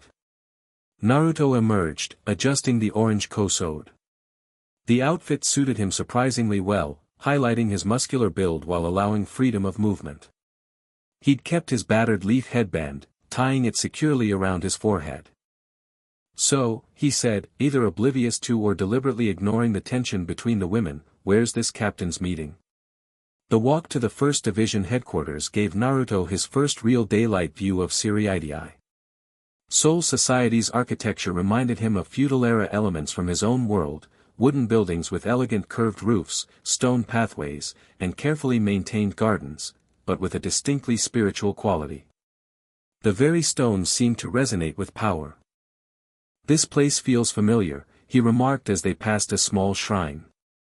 Like I've walked these paths before. According to the ancient texts, you helped design them, Unohana said, watching his reactions carefully. Ha! Naruto paused, touching a stone lantern. I guess that explains why I knew to turn left back there before we even reached the intersection. Shinigami they passed stopped and stared, conversations halting mid-sentence. Most had heard rumors of the golden-haired stranger who fought like no Shinigami but commanded power that rivaled or exceeded captain level. You're causing quite the stir, Yoruichi noted, amused by the attention. Story of my life, Naruto replied with a grin. In my village, people used to cross the street to avoid me. At least now they're just staring. The casual reference to his human past caught Unohana's interest. Your memories are returning more coherently. In patches, Naruto confirmed. The further back, the clearer they get. My childhood, my training, the wars, those are coming back first. It's the stuff about becoming the divine sage that's still foggy. As they approached the 1st Division headquarters, Suifeng appeared, formally dressed in her captain's haori.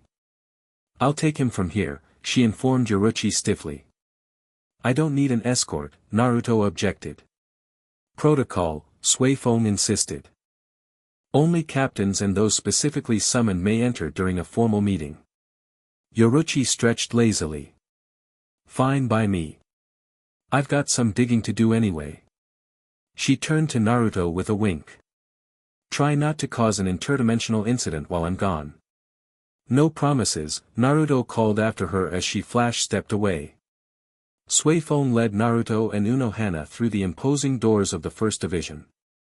The hallways were austere but elegant, radiating ancient authority. So, Naruto said conversationally, you and Yoruichi have history, huh? Suifeng's step faltered almost imperceptibly. That is not relevant to current matters. Everything's relevant when you're trying to understand people, Naruto replied. And I'm pretty good at understanding people. Is that a divine sage ability? She asked, unable to keep a hint of sarcasm from her voice. Nope. Just Naruto Uzumaki being Naruto Uzumaki. He grinned at her. You respect her a lot, but you're also angry with her. Makes sense, it hurts when someone you look up to leaves without explanation. Suifeng stopped abruptly, turning to face him with narrowed eyes. Do not presume to understand my relationship with Lady Yoruichi. Sorry, Naruto said, his tone genuinely apologetic. I didn't mean to hit a nerve. I just think it's easier when people are straight with each other. Unohana, who had been walking silently behind them, spoke up. A commendable philosophy, if sometimes uncomfortable in practice. Suifeng resumed walking, her posture rigid. The captains are waiting. The captains' meeting hall was a long, austere room. The 13 captains of the Godii 13 stood in 2 lines facing each other, with Captain Commander Yamamoto at the head. As Naruto entered between Unohana and Suifeng, 13 pairs of eyes turned to evaluate him. Naruto Uzumaki, Yamamoto's gravelly voice filled the chamber. You stand before the full strength of the Godai 13. Yeah, I can see that, Naruto replied, scanning the assembled captains with undisguised curiosity. Impressive bunch. Several captains frowned at his casual tone.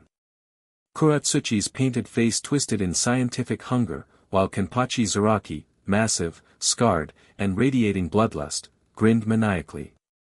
You the one who took down a Vasto Lord? Zaraki demanded. We should fight. Captain Zaraki, Yamamoto reprimanded, control yourself. Naruto, however, grinned back at Zaraki. Maybe later. Sounds like fun. This exchange earned him raised eyebrows from several captains, including Byakuya Kachiki, whose noble features remained impassive despite his obvious disapproval. Yamamoto thumped his staff on the floor. We gather to address the unprecedented situation before us.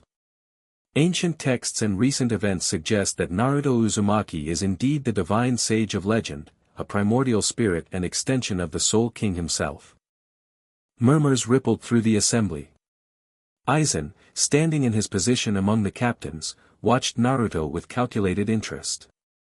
Furthermore, Yamamoto continued, his arrival coincides with disturbing patterns of hollow activity suggesting coordinated efforts against Soul Society. The timing is suspicious, Captain Tozen observed, his blind eyes covered by his visor. One might wonder if these events are causally linked. Naruto caught the implication immediately. You think I'm causing the hollow attacks? Why would I fight them off if I was sending them in the first place? A convenient display to gain our trust, Tozen replied evenly. That's enough, Captain Tozen, Yamamoto intervened. We are not here to accuse our guest, but to determine our course of action. Yukitake stepped forward slightly. If I may, Captain Commander. The texts I've studied make clear that the divine sage's role has always been protective. His historical appearances coincide with existential threats to the balance between worlds. Which raises the question, Kairaku added, adjusting his straw hat, what threat has brought him back this time? All eyes turned to Naruto, who scratched his cheek awkwardly. That's the thing, I'm still piecing it together. But I had dreams last night, memories, really. A name keeps coming up, Yhwach. The reaction was immediate and dramatic. Yamamoto's eyes opened fully, his spiritual pressure flaring briefly. Several of the older captains tensed, while the younger ones exchanged confused glances. That name, Yamamoto said slowly, has not been spoken in this chamber for 1,000 years. Who is he? Captain Hitsugaya asked, his young face serious. The father of the Quincy, Yukitake explained gravely. An ancient enemy who nearly destroyed Soul Society during the First Blood War. I sealed him, Naruto said, the memory suddenly clear. Not killed, that wasn't possible, but bound him in a sleep so deep it was almost death. But the seal was meant to weaken over time. His blue eyes met Yamamoto's. He's waking up, isn't he? Yamamoto nodded once, a gesture heavy with significance. There have been signs. Minor disturbances in the balance that individually seemed inconsequential. But together form a pattern, Unohana finished. If Yhwach returns at full strength, all worlds are in danger, Yamamoto declared. The Quincy King's power rivals that of the Soul King himself. Naruto's expression hardened with resolve. Then we need to prepare. I need to recover more of my memories, my power. Which brings us to the matter at hand, Yamamoto said. Central 46 and the noble houses have demanded your appearance before them. They wish to determine your status within Soul Society's hierarchy. Politics, Naruto groaned. Never my strong suit. Nevertheless, Byakuya Kachiki spoke for the first time, his aristocratic voice cool, proper protocol must be observed. The noble houses maintain the order established by the divine sage himself, or so our histories claim. Naruto studied Byakuya with interest. You're from one of these noble houses? I am the 28th head of the Kachiki clan, Byakuya confirmed with quiet pride. The four great noble houses, Kachiki, Shihoin, Sheba, and Naruto frowned, the name momentarily escaping him. Tsunoyashiro, Byakuya supplied, not bothering to hide his surprise that Naruto knew the others. Right. Naruto nodded. I remember now. I helped establish them as guardians of different aspects of Soul Society's foundation. His eyes unfocused slightly as ancient memory surfaced. The Kachiki were entrusted with history and law, the Shihoin with military and stealth operations, the Sheba with dimensional boundaries, and the Tsunoyashiro with. He trailed off, his expression darkening. Actually, I'm not sure that Tsunoyashiro were part of the original arrangement. This comment caused a stir among the captains. The Tsunoyashiro clan was currently the most powerful of the noble houses, wielding enormous influence over Central 46. Interesting, Kairaku murmured, exchanging glances with Yukitake. Regardless, Yamamoto interjected, you must appear before Central 46 and the noble houses. Captain Kachiki and Captain Unohana will escort you. His gaze swept the assembled captains. The rest of you are to increase security throughout Siriidii. If Yhwach is stirring, we must be vigilant. As the meeting dispersed, Naruto found himself walking between Byakuya and Unohana, headed toward the Central 46 chambers. So, he said to Byakuya, attempting to break the ice, 28 generations, huh? That's pretty impressive. Byakuya gave him a sidelong glance. The Kachiki clan takes its responsibilities seriously. I'm sure it does, Naruto replied. That's why I chose your family in the first place. This comment stopped Byakuya in his tracks. You chose. Naruto nodded, the memory now clear. The founding of Soul Society needed structure, guardians for different aspects of balance. I selected families with specific qualities. He smiled at Byakuya. The Kachiki had an unshakable commitment to order and justice, even when it was difficult. For the first time, Byakuya's composed facade showed a crack of genuine surprise. This is not recorded in our family histories. Probably because I asked them not to, Naruto shrugged. The guardians needed to develop their own paths, not follow some divine blueprint. Unohana watched this exchange with fascination. Your memories continue to return at an accelerated rate. Yeah, the older stuff is coming back faster now, Naruto confirmed. It's like, once I get a piece, whole sections start filling in. They continued toward Central 46, the atmosphere between them subtly changed. Even the stoic Byakuya seemed to view Naruto with new consideration. While Naruto dealt with Soul Society's political establishment, Yoruichi moved through the shadows of the Siriidii with purpose. Her destination, the Great Spirit Library, a repository of knowledge accessible only to captains and clan leaders.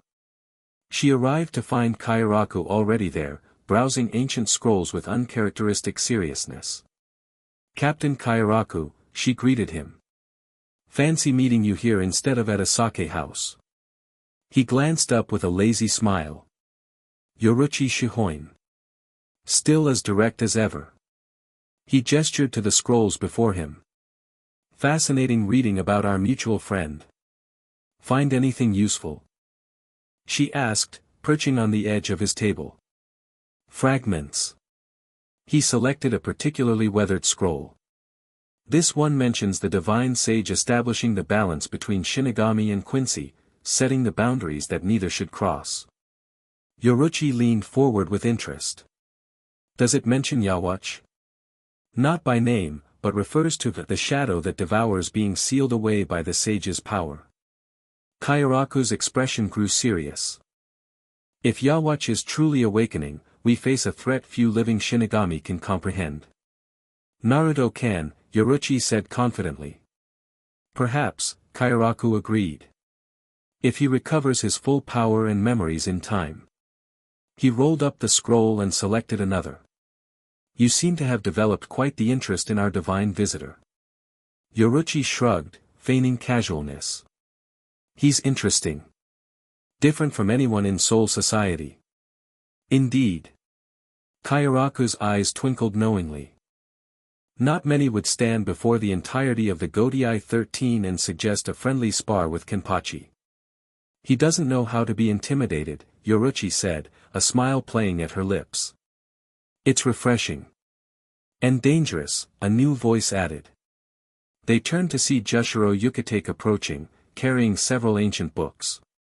His long white hair and gentle demeanor contrasted with the seriousness in his eyes.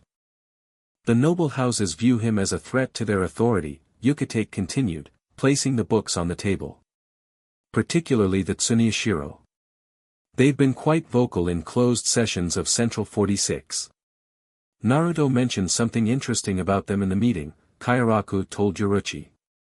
Suggested they weren't part of his original arrangement for the noble houses. Yoruichi's eyes narrowed. That tracks with some obscure Shihoin records. There are references to a fifth founding family that fell from grace.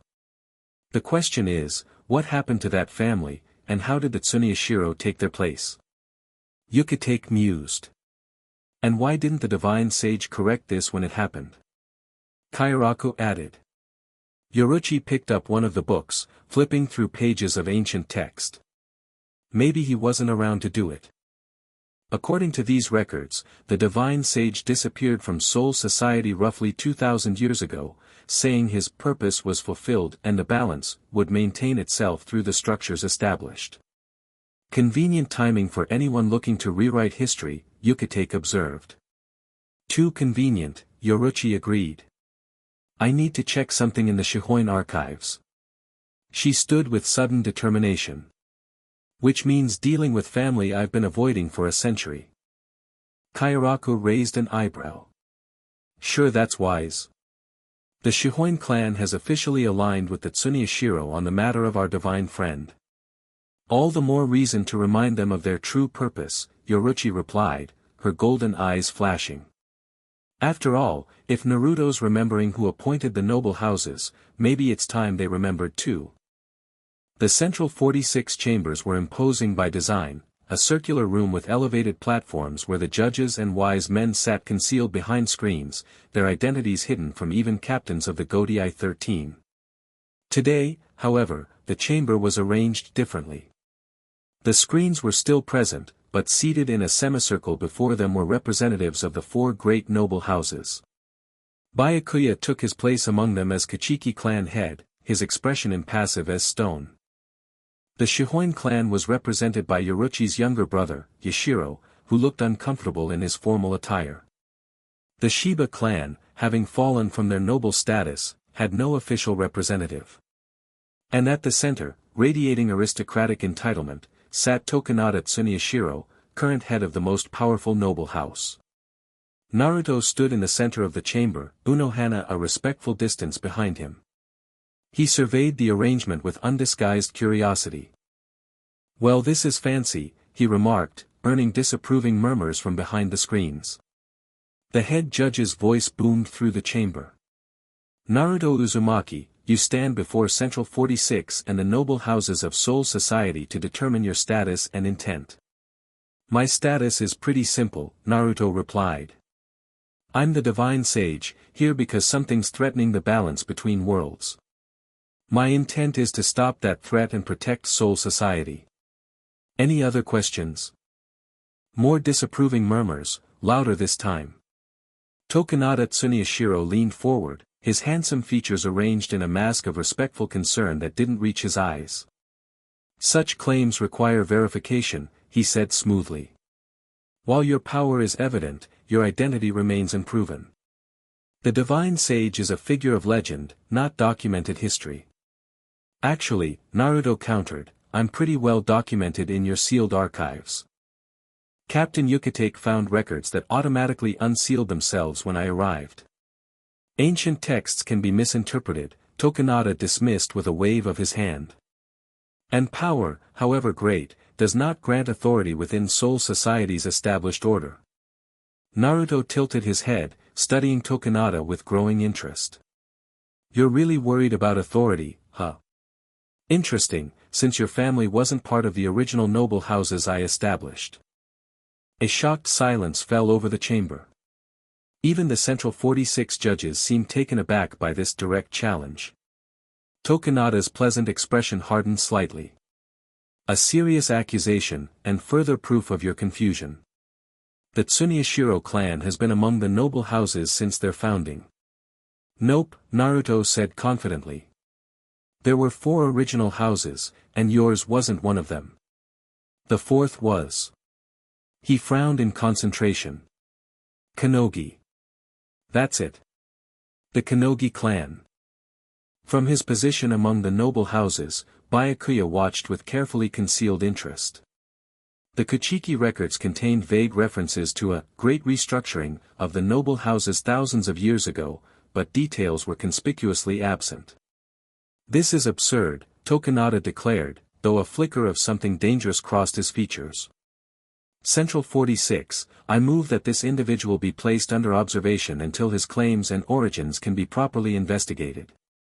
His power, unregulated by our laws and traditions, presents a clear danger. I second the motion, the Shihoin representative added reluctantly, not meeting Naruto's eyes. Before Central 46 could respond, the chamber doors burst open. Yoruichi strode in, followed by a flustered guard who had clearly failed to stop her. Before you vote, she announced, you might want to see this. She held up an ancient scroll bearing the seal of the Shihoin clan. From our most restricted archives. A record of the divine sage's original appointment of the noble houses, including their designated purposes and the sacred treasures entrusted to each. Tokunada's eyes narrowed. You have no authority to interrupt these proceedings, Yoruichi Shihoin. You abandoned your position as clan head. I never renounced my blood, Yoruichi countered. And the artifacts in the Shihoin vault respond only to those of Shihoin blood. She unrolled the scroll. Including this, which illuminates when touched by a true Shihoin. As if on cue, the scroll began to glow with golden light, ancient text becoming more vibrant and clear. Yoruichi began to read aloud. In the name of balance, I, the divine sage, hereby establish the guardian houses of soul society. To the Kachiki, keepers of law and history. To the Shihoin, masters of stealth and combat. To the Sheba, wardens of the dimensional boundaries. And to the Konogi, purifiers of corrupted souls. She looked up, her golden eyes challenging. There is no mention of Tsunoyashiro anywhere in the founding document. Chaos erupted in the chamber, with Central 46 judges arguing behind their screens and noble house representatives demanding to examine the scroll. Throughout the commotion, Tokunada remained eerily calm, his eyes fixed on Naruto with calculating intensity. Naruto, for his part, smiled at Yoruichi with undisguised admiration. Nice timing. Thought you could use some backup, she replied with a wink. Unohana stepped forward. If I may address Central 46. Her soft voice somehow cut through the chaos, commanding instant attention. The 4th Division has conducted extensive examinations of Naruto Uzumaki's spiritual composition. Our findings conclusively support his identity as the divine sage. Furthermore, she continued, historical texts from the Healing Division's archives, predating the formation of Central 46 itself, describe the divine sage establishing the noble houses to maintain balance in his absence. These records explicitly name the Konogi as the 4th house. The head judge's voice cut through the renewed murmuring. This chamber will recess to examine these documents and deliberate. As Central 46 and the noble house representatives filed out, Naruto, Unohana, and Yoruichi were left in the center of the now empty chamber. That went well, Naruto said dryly. Actually, it did, Yoruichi replied. We've sown doubt about Tsunoyashiro's legitimacy, which was the point. His spiritual pressure changed when you challenged him, Unohana observed. Beneath the courteous facade lies considerable darkness. Naruto nodded. Yeah, I felt it too. There's something off about that guy. Not just political ambition, something deeper. Before they could discuss further, a hell butterfly fluttered into the chamber, landing on Unohana's outstretched finger. Her expression grew serious as she received its message. Multiple hollow breaches in Rukongai, she reported. All districts bordering the 78th, Captain Hitsugaya requests immediate assistance. Another coordinated attack? Naruto asked. It appears so, Unohana confirmed. And strategically timed to coincide with most captains being occupied with Central 46 matters. Naruto cracked his knuckles. Well, I wasn't doing anything important here anyway. Just challenging the entire political structure of Soul Society. Go, Yoruichi told him. I'll stay and make sure the noble houses don't try anything underhanded while you're gone. I'll join you shortly, Unohana added. After ensuring my division is prepared for casualties. Naruto nodded gratefully. Thanks, both of you. His expression grew serious. These attacks aren't random. Someone's testing defenses, looking for weaknesses. Aizen? Yoruichi suggested quietly. Maybe, Naruto said. But I'm starting to think there's more than one player in this game. With a final nod to both women, Naruto vanished in a flash of golden light, not flash step, but something faster, more direct. A technique that seemed to bend space itself. Flying Thunder God, Yoruichi murmured, recognizing the technique from Naruto's previous displays. He's remembering more of his abilities. Not a moment too soon, Unohana replied, her gentle smile not quite hiding her concern. District 78 of Rukongai, in Uzuri, was among the poorest and most dangerous areas even without hollow attacks. Now it had become a battleground. Dozens of hollows rampaged through the ramshackle buildings while terrified souls fled or hid. Captain Hitsugaya and his lieutenant, Ranjaku Matsumoto, coordinated the defense with the limited forces available. Ice dragons from Hitsugaya's Zanpakuto, Hyarinmaru, swept through clusters of hollows, freezing them solid before they shattered. Captain! Ranjaku called out, dispatching a hollow with her ash-based Zanpakuto. They keep coming. The Garganta aren't closing. I know, Hitsugaya replied grimly, surveying the three massive tiers in reality that continued to disgorge hollows. Something's holding them open artificially. A flash of golden light announced Naruto's arrival. He materialized beside Hitsugaya, already assessing the situation. You're the divine sage, Hitsugaya acknowledged, not pausing in his defense. Good timing. Looks like I missed the party invitation, Naruto replied, creating 3 shadow clones without hand signs, a sign of his increasing mastery. These tiers are being maintained from the other side. I can close them, but I need to get closer. We'll cover you, Hitsugaya decided instantly, practical enough to accept help regardless of political complications. Matsumoto. Provide the sage with an escort to the central Garganta. Ranjaku flash-stepped to Naruto's side, her expression curious but professional. This way, Sage-sama. Just Naruto is fine, he told her as they moved through the battlefield, his clones spreading out to engage hollows on multiple fronts. They fought their way toward the largest Garganta, Ranjaku's Zanpakuto turning to ash that sliced through hollows while Naruto used taijutsu enhanced with golden energy. Each of his strikes purified rather than simply destroyed, the hollows dissolving into clean spirit particles. That's a neat trick, Ranjaku commented, watching a hollow disappear after Naruto's palm strike to its mask. Is that what hollows are supposed to look like when they're purified? Yeah, Naruto confirmed. Their souls returned to the cycle cleanly, without the corruption. They reached the central Garganta, a pulsing tear in reality that glowed with sickly yellow light. Naruto studied it intently, his eyes shifting to the Rinnegan. There, he said, pointing to a device embedded in the very fabric of the dimensional tear. That's keeping it open. The device was small but complex, emitting pulses of energy that prevented the Garganta from closing naturally. More worrying, it bore a symbol Naruto recognized, not from Aizen or the hollows, but from ancient memory. A Quincy cross.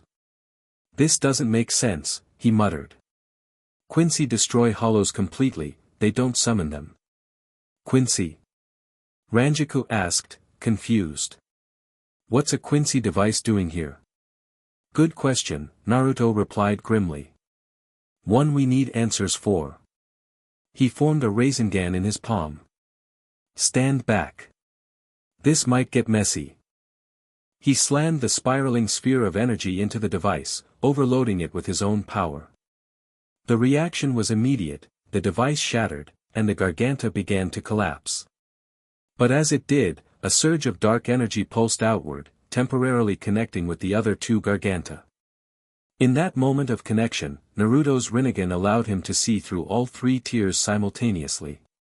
On the other side wasn't Hueco Mundo as expected, but a shadowy dimension between worlds. And standing there, observing the chaos with cold satisfaction, was a figure in white robes bearing a familiar Quincy cross. The figure seemed to sense Naruto's gaze. It turned, revealing a face half covered by shadow, but Naruto caught a glimpse of one eye, an eye filled with such ancient malice that it sent a chill through even the divine sage. Yhwach, Naruto whispered. The connection broke as the Garganta collapsed, the surge of energy temporarily disabling the devices holding the other tiers open as well. All three closed with a thunderous concussion that knocked everyone nearby off their feet. Naruto staggered back, his eyes returning to normal as the vision faded.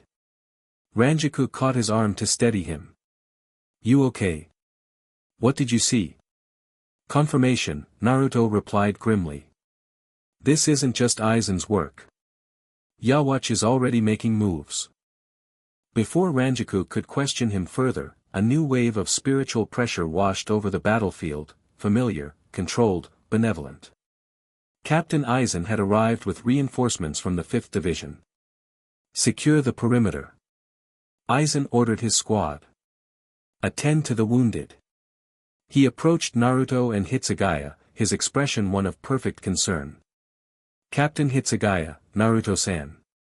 The situation? Contained, thanks to our visitor, Hitsugaya reported.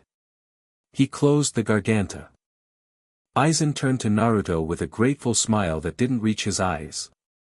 Once again, Soul Society owes you a debt. Naruto met his gaze steadily, revealing nothing of his suspicions. Just helping out where I can. Curious that these attacks coincided with your appearance before Central 46, Aizen observed mildly. Almost as if someone wished to demonstrate your necessity to Soul Society.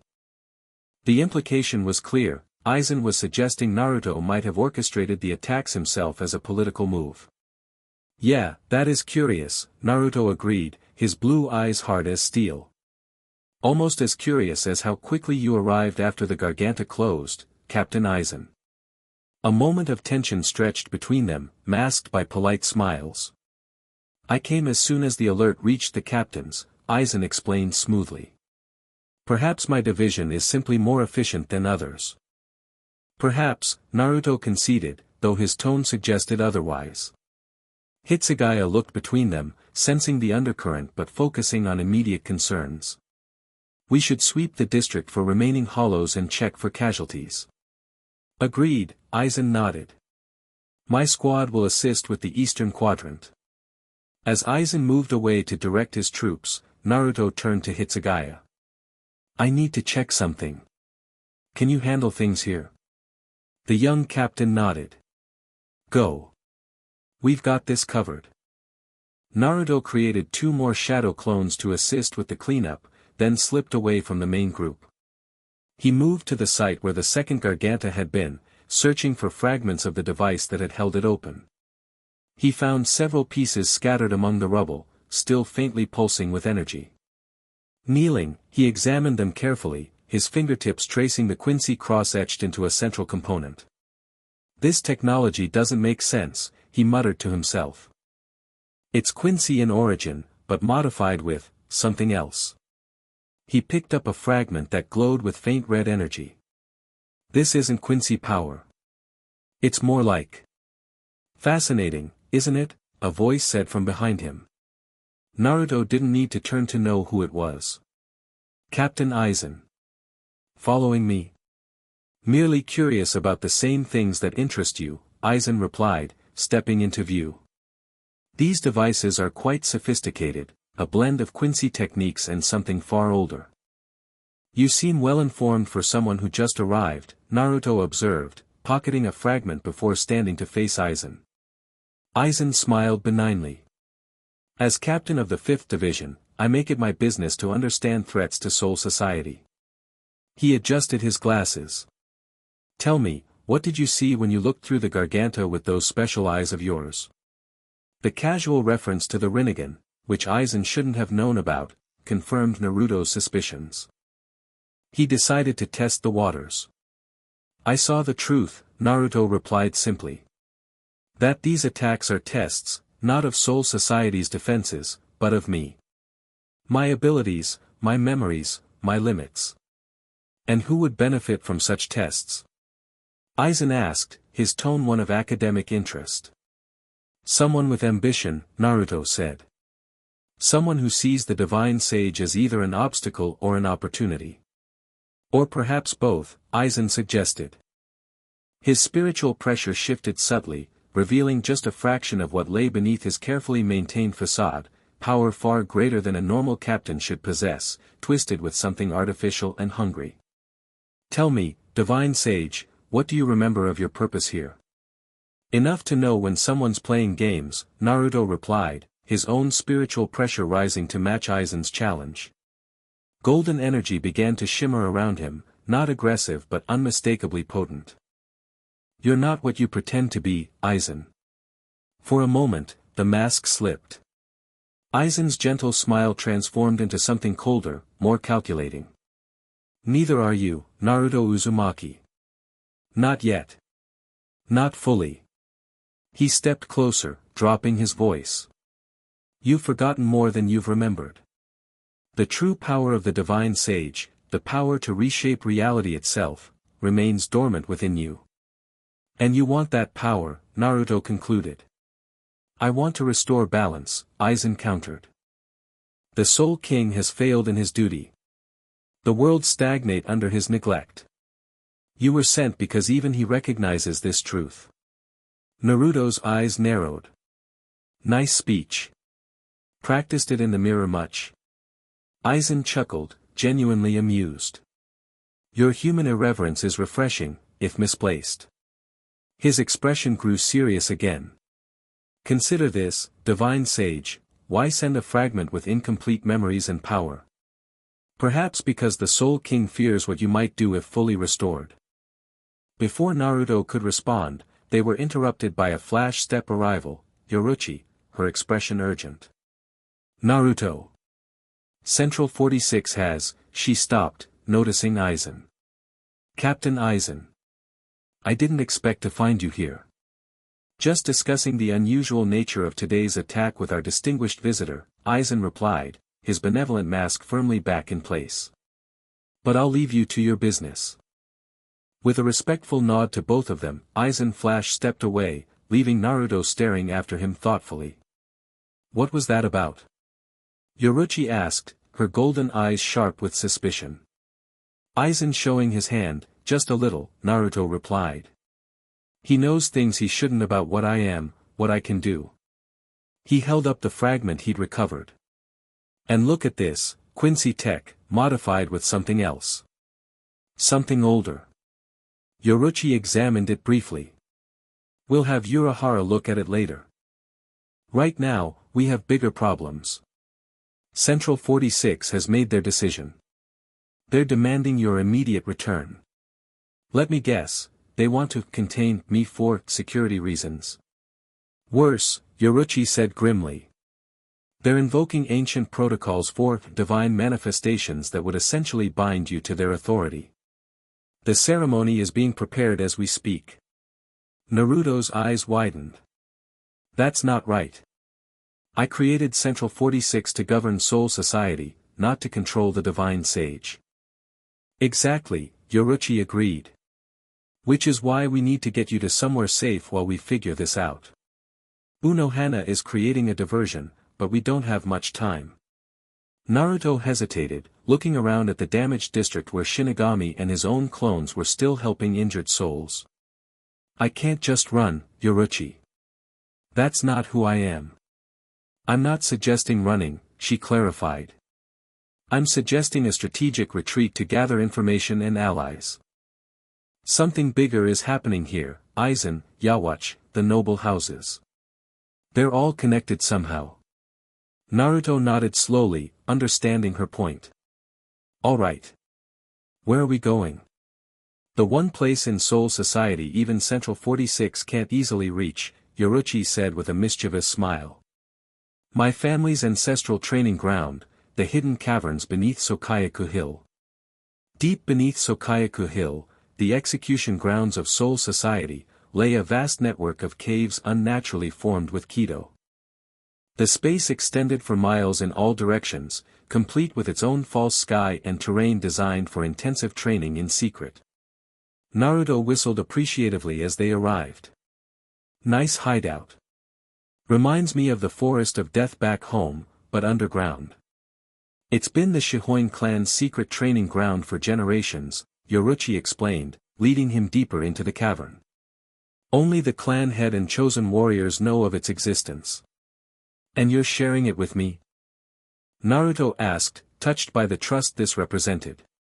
Yoruichi shrugged, though her casual gesture didn't quite hide the significance of her choice. You created the Shihoin clan in the first place, according to that scroll. Seems fair you get to use our training ground. They reached a flat area beside an underground hot spring. Yoruichi dropped a bundle she'd collected along the way, supplies, food, and a change of clothes. We can stay here while we figure out our next move, she said. Central 46 will be looking for you, but their authority doesn't extend to noble house sanctums without formal proceedings, which buys us time. Naruto sat cross-legged on a flat rock, his expression thoughtful. Time for what, though? I'm not going to hide forever. Time to recover more of your memories and powers, a new voice answered. They turned to see Unohana emerging from the shadows, carrying a medical bag and what appeared to be several ancient scrolls. Captain Unohana, Naruto greeted her with surprise. I thought you were creating a diversion. I did, she confirmed with her perpetual smile. A reported divine sage sighting in East Rukongai that has half the Godii 13 scrambling in the wrong direction. She joined them, setting down her burdens. The other half, those captains who harbor doubts about Central 46's decision, are maintaining plausible deniability while quietly supporting our efforts. Such as? Yoruichi asked. Captains Yukitake and Kairaku are searching areas they know you won't be in, Unohana explained. Captain Kachiki has recused himself from the search entirely, citing clan obligations. And Captain Zaraki is enthusiastically destroying large sections of forest looking for you, mostly because he still wants that fight you promised. Naruto grinned. I knew I liked that guy. While we have this reprieve, Unohana continued, unrolling one of the scrolls she'd brought, I believe we should focus on recovering more of your memories and powers. These texts describe meditation techniques specifically designed for the divine sage. Naruto leaned forward with interest. Where did you find these? In the restricted archives of the 4th Division, Unohana replied. They were written by the first Kenpachi, who was also the first head of the healing division. Wait, Naruto looked up in surprise. The first Kenpachi was also the first head of the healers. That's unexpected. Unohana's smile never wavered, but her eyes held ancient knowledge. Creation and destruction are two sides of the same coin, Naruto-san. No one understands how to heal without understanding how to harm.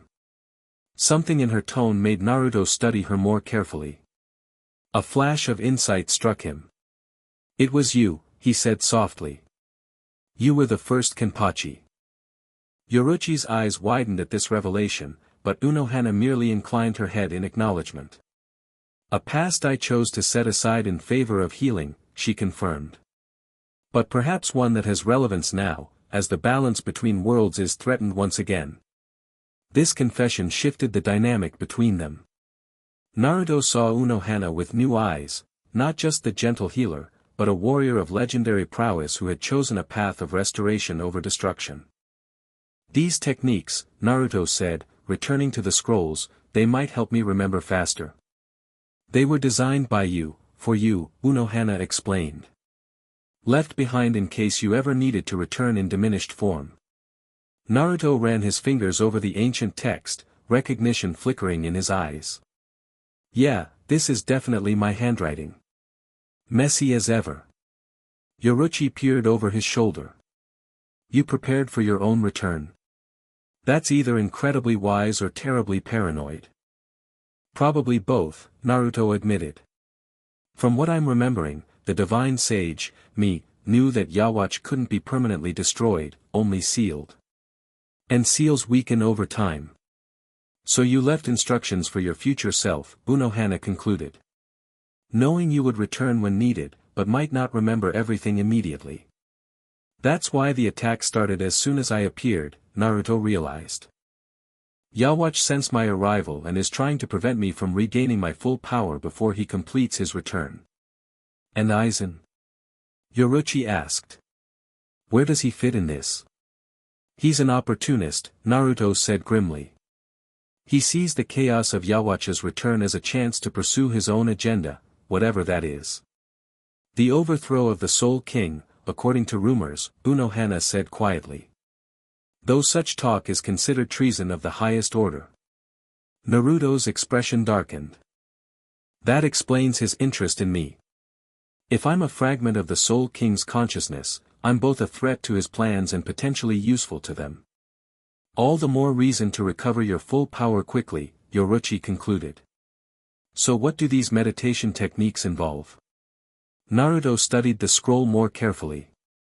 It looks like a specialized form of sage mode meditation, but designed to reconnect with my divine aspect rather than natural energy. He looked up at them. I'll need to enter a deep meditative state, maybe for hours or even days. We'll protect you, Unohana promised. But first, there is another matter we should address. She produced a smaller scroll from her robes. This arrived via Hell Butterfly just before I came here. It's from Captain Kachiki. Naruto accepted the scroll and broke the Kachiki clan seal. Inside was a message written in elegant calligraphy. Divine Sage, the archives of the Kachiki clan have revealed disturbing information regarding the fall of the Konogi house and the rise of the Tsuneyashiro. Evidence suggests a coordinated purge orchestrated by forces within Central 46 approximately 1,700 years ago, shortly after your departure from Soul Society. More concerning, there appears to be a connection between this event and the weakening of the seal placed upon Yhwach. The Konogi clan were tasked as guardians of sacred sites connected to the seal's maintenance. I have taken the liberty of arranging a meeting with the last surviving member of the Konogi bloodline. She will come to you tonight, guided by one you trust. Proceed with caution. The walls of Soul Society have eyes and ears that serve masters older than the Godai 13 itself. Kachiki Byakuya, well that's ominous, Naruto commented, passing the scroll to Yoruichi. Looks like we've got more pieces to the puzzle. Yoruichi read quickly, her expression growing serious. The Tsuneyashiro replacing the Konogi makes sense now. If the Konogi were guardians of Yhwach's seal, then removing them would be the first step in a long-term plan to weaken the seal, Unohana finished. A plan 1,700 years in the making. But who could plan that far ahead? Yoruichi wondered. Even Aizen isn't that old. Yhwach's followers, Naruto said grimly. The Quincy. Or at least, those loyal to him rather than to the balance I tried to establish. A somber silence fell over the three of them as the scope of their situation became clear. They weren't facing a simple threat or political machination, but the culmination of nearly 2 millennia of patient, calculated moves against the very foundations of Soul Society. I need to start this meditation, Naruto decided, rolling up the instructional scroll. The sooner I recover my full memories and power, the better chance we have of stopping whatever's coming. I'll prepare the area, Unohana offered, moving to create a Kido barrier that would both protect and conceal Naruto's spiritual pressure during his meditation. Yoruichi nodded toward the hot spring. You should relax first. The meditation will work better if you're not tense from fighting hollows all day. Naruto couldn't argue with that logic. A quick soak wouldn't hurt. As he moved toward the spring, Yoruichi called after him with a mischievous grin. Don't worry about privacy. I've already seen plenty of naked men in my time. Somehow that doesn't make me feel better, Naruto muttered, though he couldn't help returning her grin. The hot spring proved to be exactly what Naruto needed. As he sank into the steaming water, tension he hadn't even realized he was carrying melted from his muscles. The water itself seemed to resonate with his energy, golden ripples spreading outward where his skin touched the surface. The water here has special properties, Unohana explained, kneeling nearby as she prepared the meditation area. It flows from the heart of Soul Society and carries traces of the original creation energy. It feels familiar, Naruto agreed, closing his eyes and letting himself float. Like something I've known before. As he relaxed, fragments of memory surfaced more readily, disconnected images and sensations from his time as the divine sage. He saw himself standing before the original Soul King, accepting a mission and a transformation. Felt the moment when his human existence had transcended into something greater, his consciousness expanding to encompass multiple worlds simultaneously. And beneath these memories, a deep sadness. The price of transcendence had been separation, from friends, from humanity, from the simple joys and sorrows that made life meaningful. You're remembering more, Yoruichi observed, noticing the play of emotions across his face. She sat at the edge of the spring, feet dangling in the water. Yeah, Naruto confirmed, opening his eyes. Not all of it pleasant. Divine existence not all it's cracked up to be, she asked, only half joking. It's. Naruto searched for words. Lonely. When you can see everything at once, you stop really seeing anything. Individual lives blur together. Pain, joy, love, hate, it all becomes abstract. Is that why you created a separate consciousness? Unohana asked. A piece of yourself that could walk among souls as one of them? Naruto nodded slowly. I think so. The Soul King needed a heart that remembered what it meant to be human. He looked down at his reflection in the water. That's what I am, not just a fragment of power, but a fragment of feeling. This vulnerable admission shifted something between the three of them. Unohana paused in her preparations, studying Naruto with new understanding.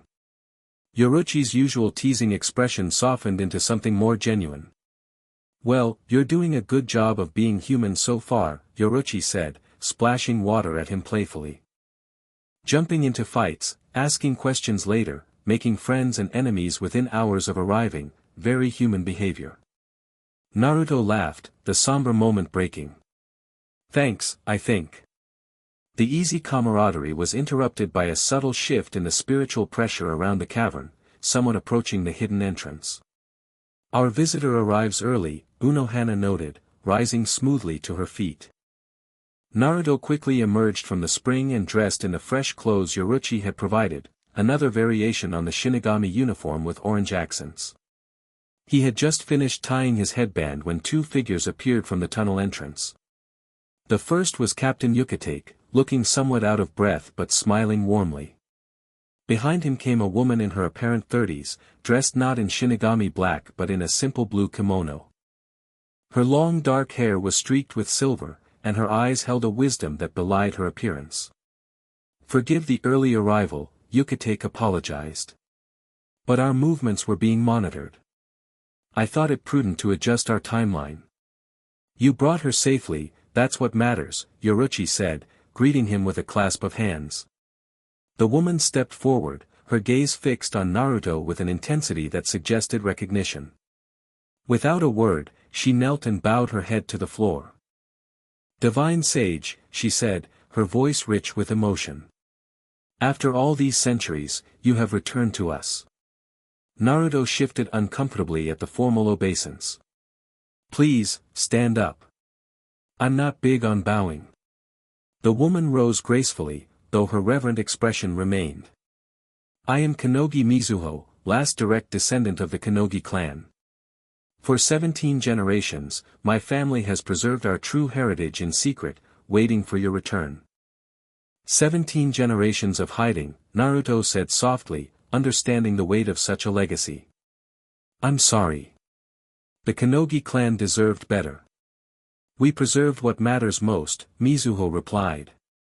The knowledge entrusted to us, the true nature of Yhwach's seal and how it must be maintained. This caught everyone's attention. Yukitake stepped forward. You know how the seal functions? Mizuho nodded. The seal exists in multiple layers across different dimensions. It draws power from 5 sacred sites in Soul Society, sites once guarded by the 5 noble houses.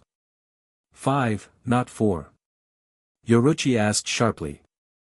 The 5th house was erased from history, Mizuho confirmed. But their duty was most crucial of all. While the Konogi maintained the seal's structure, the 5th house, the Sheba clan, guarded its heart. The Sheba! Yukitake exclaimed. But they fell from noble status only a century ago. Their official fall was recent, Mizuho agreed. But their true power was stripped much earlier, leaving them as nobles in name only. When they finally lost even that status, the circle was complete, all 5 original guardian houses had been neutralized. Naruto's expression grew troubled. And with the guardians gone, the seal began to fail. He turned to Mizuho. How much time do we have before Yhwach fully awakens? Days, perhaps weeks, she replied grimly. The final convergence approaches, a rare alignment when the barriers between dimensions grow naturally thin. Yhwach will use this opportunity to break through completely. Then we need to reinforce the seal, Naruto concluded. Which means I need to recover my full power as quickly as possible. Mizuho reached into her kimono and withdrew a small object wrapped in cloth. This may help. It belonged to you once. She unwrapped it to reveal a Magatama bead, a kama-shaped jewel that glowed with inner light. Naruto recognized it immediately. A truth-seeking ball, he breathed, reaching for it instinctively. I thought they were all lost when I transcended. The Konogi preserved this one, Mizuho explained. It contains a portion of your original power, power that exists beyond the constraints of normal spiritual energy. As Naruto's fingers touched the Magatama, it dissolved into his hand, merging with his being. Golden energy surged through him, more intense than before, causing everyone to step back as his spiritual pressure expanded dramatically.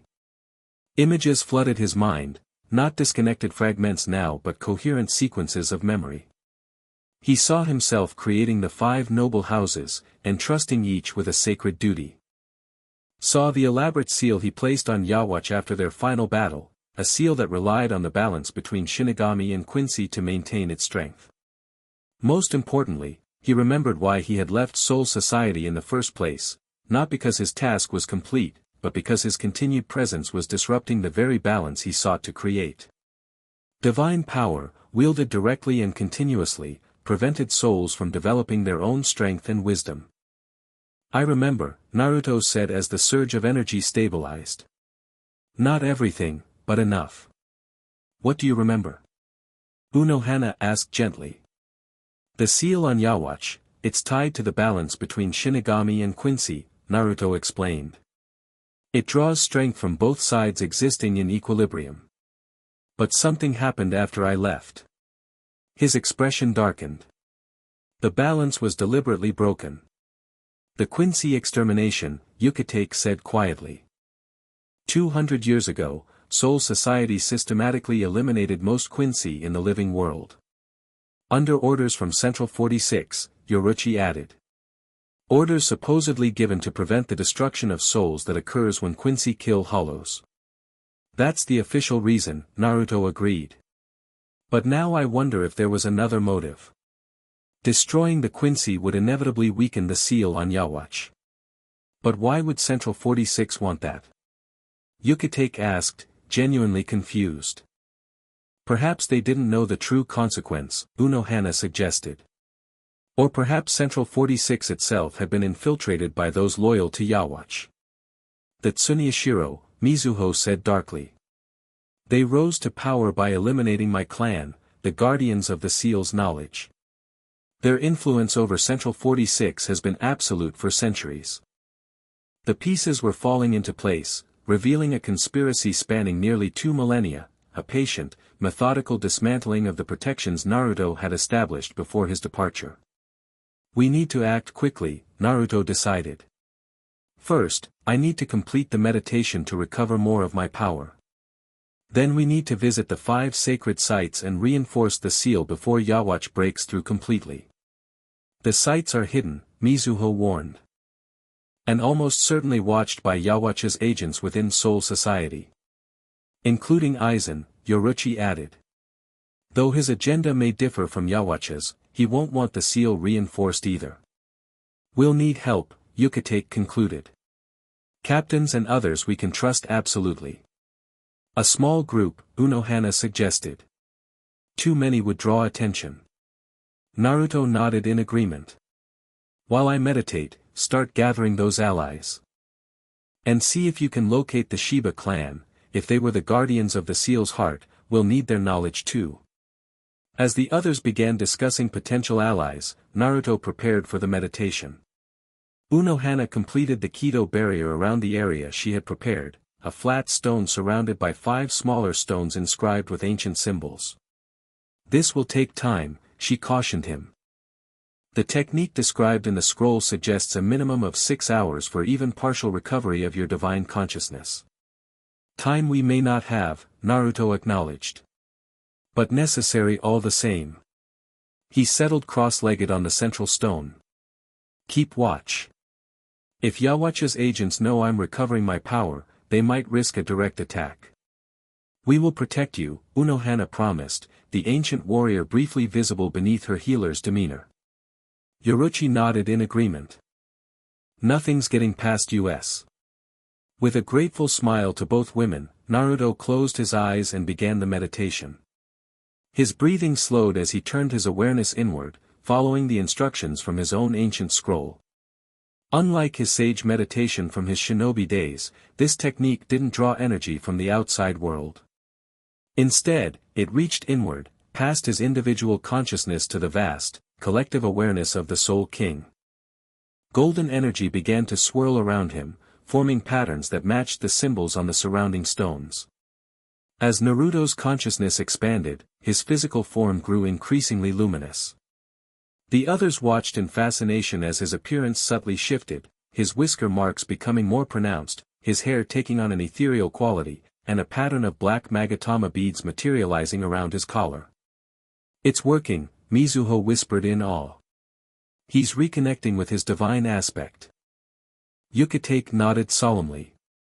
Let us hope it completes before our enemies realize what's happening. In his private chambers beneath the 5th division, Aizen felt the distant surge of spiritual pressure despite the barriers concealing it. His equipment, designed to detect fluctuations in Soul Society's spiritual landscape, registered a significant spike centered beneath Sokayaku Hill. So, he murmured, the divine sage begins to awaken fully. He adjusted his glasses, studying the readings with academic interest. Ahead of schedule, but not unexpected.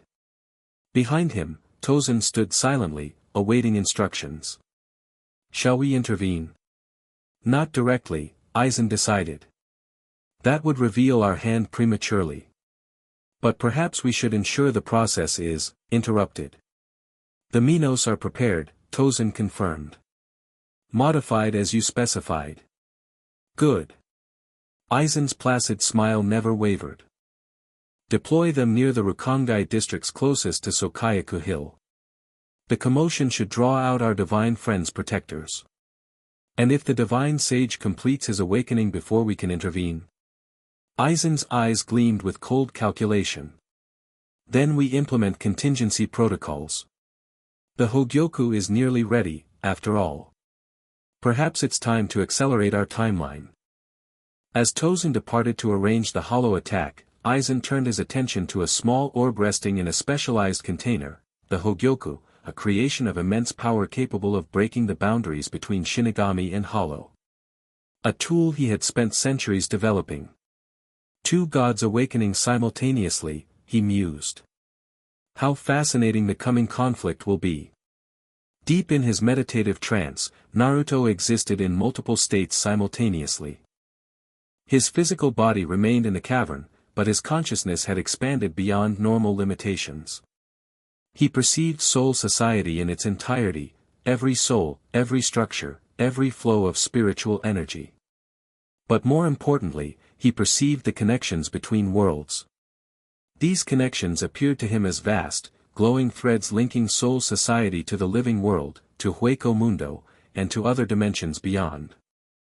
At the center of this cosmic web sat the Soul King, a being so vast and abstract that even Naruto's expanded consciousness could only perceive a fraction of its true nature. And there, embedded in this perfect web, he saw the flaws, places where the threads had been deliberately cut or weakened. The damage centered around 5 specific points in soul society, the sacred sites mentioned by Mizuho. From these wounds in reality, darkness seeped in, a malevolent consciousness pushing against the weakened barriers. Yhwach, Naruto recognized. Not fully awakened, but far closer than anyone had realized. As Naruto observed this cosmic struggle, he became aware of another presence, a fragment of consciousness reaching toward him across the dimensional barriers. So, my jailer returns at last, the presence communicated. The voice held ancient power and bitter amusement. Have you come to witness my liberation, divine sage?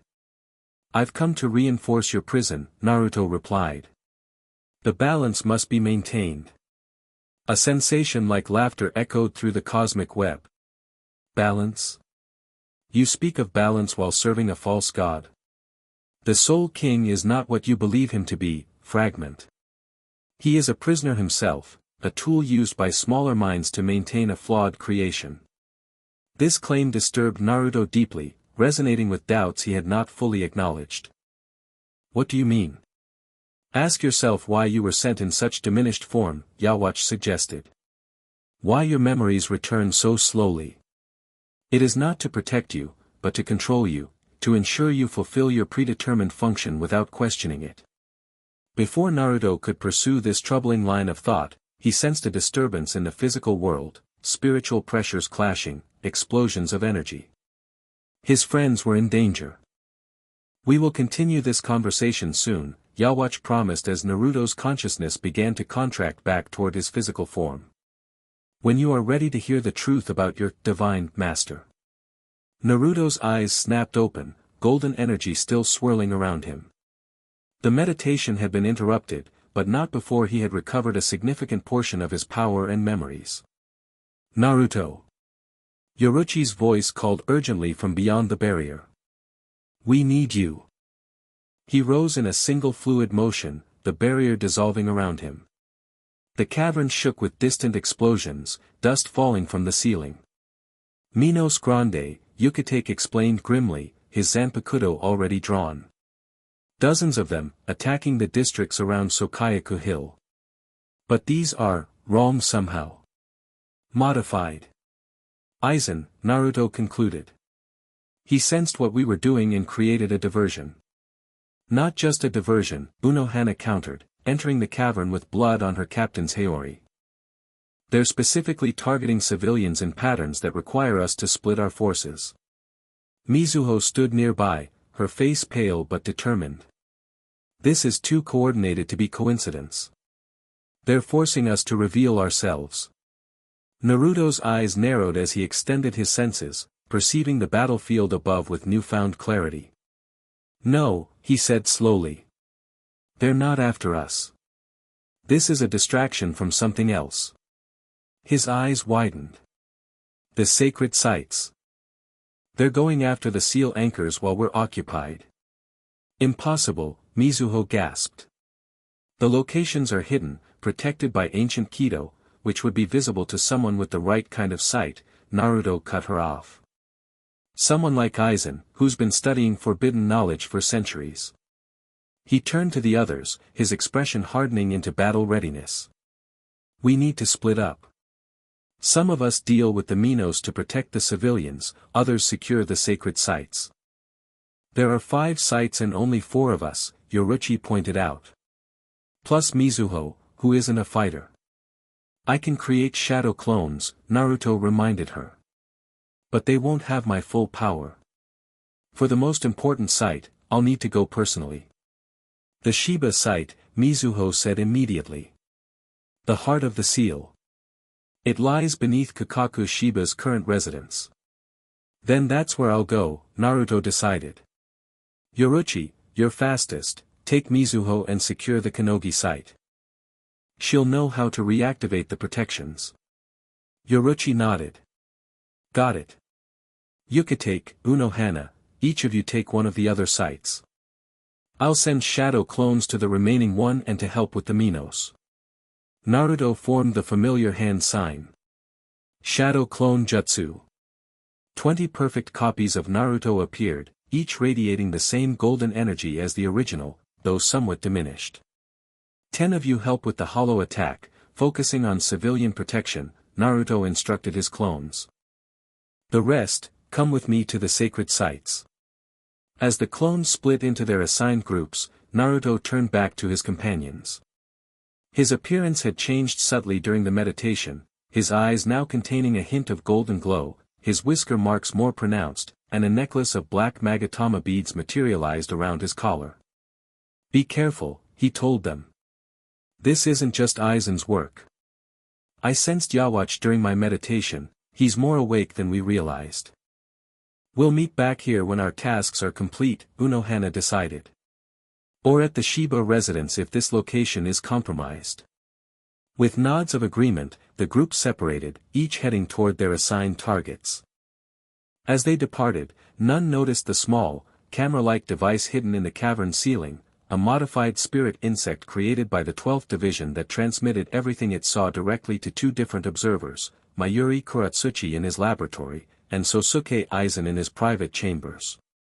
Both men watched with very different expressions as the divine sage and his allies mobilized against the threat, one with scientific fascination, the other with calculating satisfaction. And so the game truly begins, Aizen murmured, deactivating his monitor. Proceed exactly as foreseen, divine sage. Every move you make brings me one step closer to godhood. Kakaku Sheba's current residence was, as always, ostentatious and impossible to miss, a house with giant stone arms holding a banner with the Sheba clan symbol, positioned in the wilderness far from both Suriidai and the Rukongai districts. The location changed frequently, but the distinctive style remained constant. Naruto arrived with 5 of his shadow clones, immediately noting the unusual stillness surrounding the property. No guards, no servants, no sign of the temperamental Sheba clan head or her brother. Something's wrong, one of the clones observed. It's too quiet. Naruto nodded, his enhanced senses detecting traces of recent spiritual pressure, multiple individuals, including at least one captain-level combatant. We're too late, he realized. Someone's already been here. They approached cautiously, entering through the main door rather than attempting stealth. Inside, the evidence of struggle was immediate, broken furniture, scorch marks from Kido spells, and splashes of blood on the tatami floors. Following the signs of combat, they descended the staircase into the underground levels of the house. Here, the destruction was even more extensive, with entire walls demolished and complex Kido barriers visibly shattered. They were looking for something specific, Naruto murmured, examining the precision of the damage. Not random destruction. At the lowest level, they found what had once been a sealed chamber. The massive stone door lay in pieces, its protective inscriptions deliberately defaced. Beyond it, a circular room contained a stone pedestal that had clearly once held something important, something now missing. The seal anchor, Naruto concluded grimly. They took it. Not quite, a strained voice called from the shadows. Naruto spun to find Ganju Sheba, Kakaku's younger brother, slumped against a wall, clutching a bloodied side. Despite his injuries, he maintained a defiant grin. Ganju. Naruto dismissed his clones and rushed to the man's side, golden healing energy already flowing from his hands. What happened? Where's Kakaku? They took her, Ganju managed through gritted teeth. Guys in white uniforms with strange crosses. Not Shinigami. The healing energy eased his pain enough for him to continue more clearly. They wanted the soul core, the thing that anchors the seal, but Sis had already moved it when we felt the first tremors in the spiritual pressure. Quincy, Naruto identified the attackers. Yhwach's advance forces. He completed the basic healing, enough to stabilize Ganju but leaving him weakened. Where did Kakaku move the anchor? Ganju hesitated, understandably suspicious despite Naruto's help. Who exactly are you? I've never seen healing Kido like that before. I'm Naruto Uzumaki, the divine sage, Naruto replied, seeing no reason for deception. I helped create the seal that's now failing, and I'm here to fix it before Yhwach breaks free completely. To his surprise, Ganju relaxed at this explanation, even managing a pained chuckle. So the old family stories were true after all. Sis always said we were waiting for some whisker-faced god to come back and fix the mess. He struggled to sit up straighter. She took the anchor to the backup location, the old Sheba Manor ruins in the far west of Soul Society. Said only the divine sage would be able to find the hidden chamber there. I will, Naruto assured him. But first, you need proper medical attention. I've stopped the bleeding, but your spiritual pathways are damaged. No time, Ganju insisted. Those guys who took Sis, they were following orders from someone inside Soul Society. Someone high up. His expression darkened. A captain with glasses. Seemed all nice and proper, but there was something wrong about him. Aizen, Naruto confirmed, his suspicions hardening into certainty. He's working with the Quincy, or at least using them for his own purposes. You need to hurry, Ganju urged. Sis said if all 5 anchors are removed, the seal breaks immediately. They already have one from the Konogi site and now they're after the others.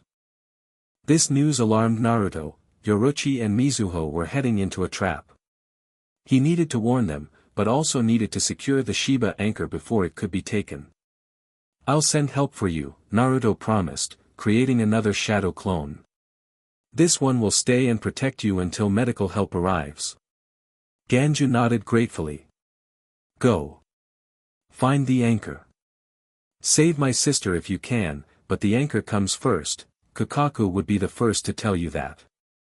With a final reassuring squeeze to Ganju's shoulder, Naruto departed, moving with speed that defied normal Shinigami flash step.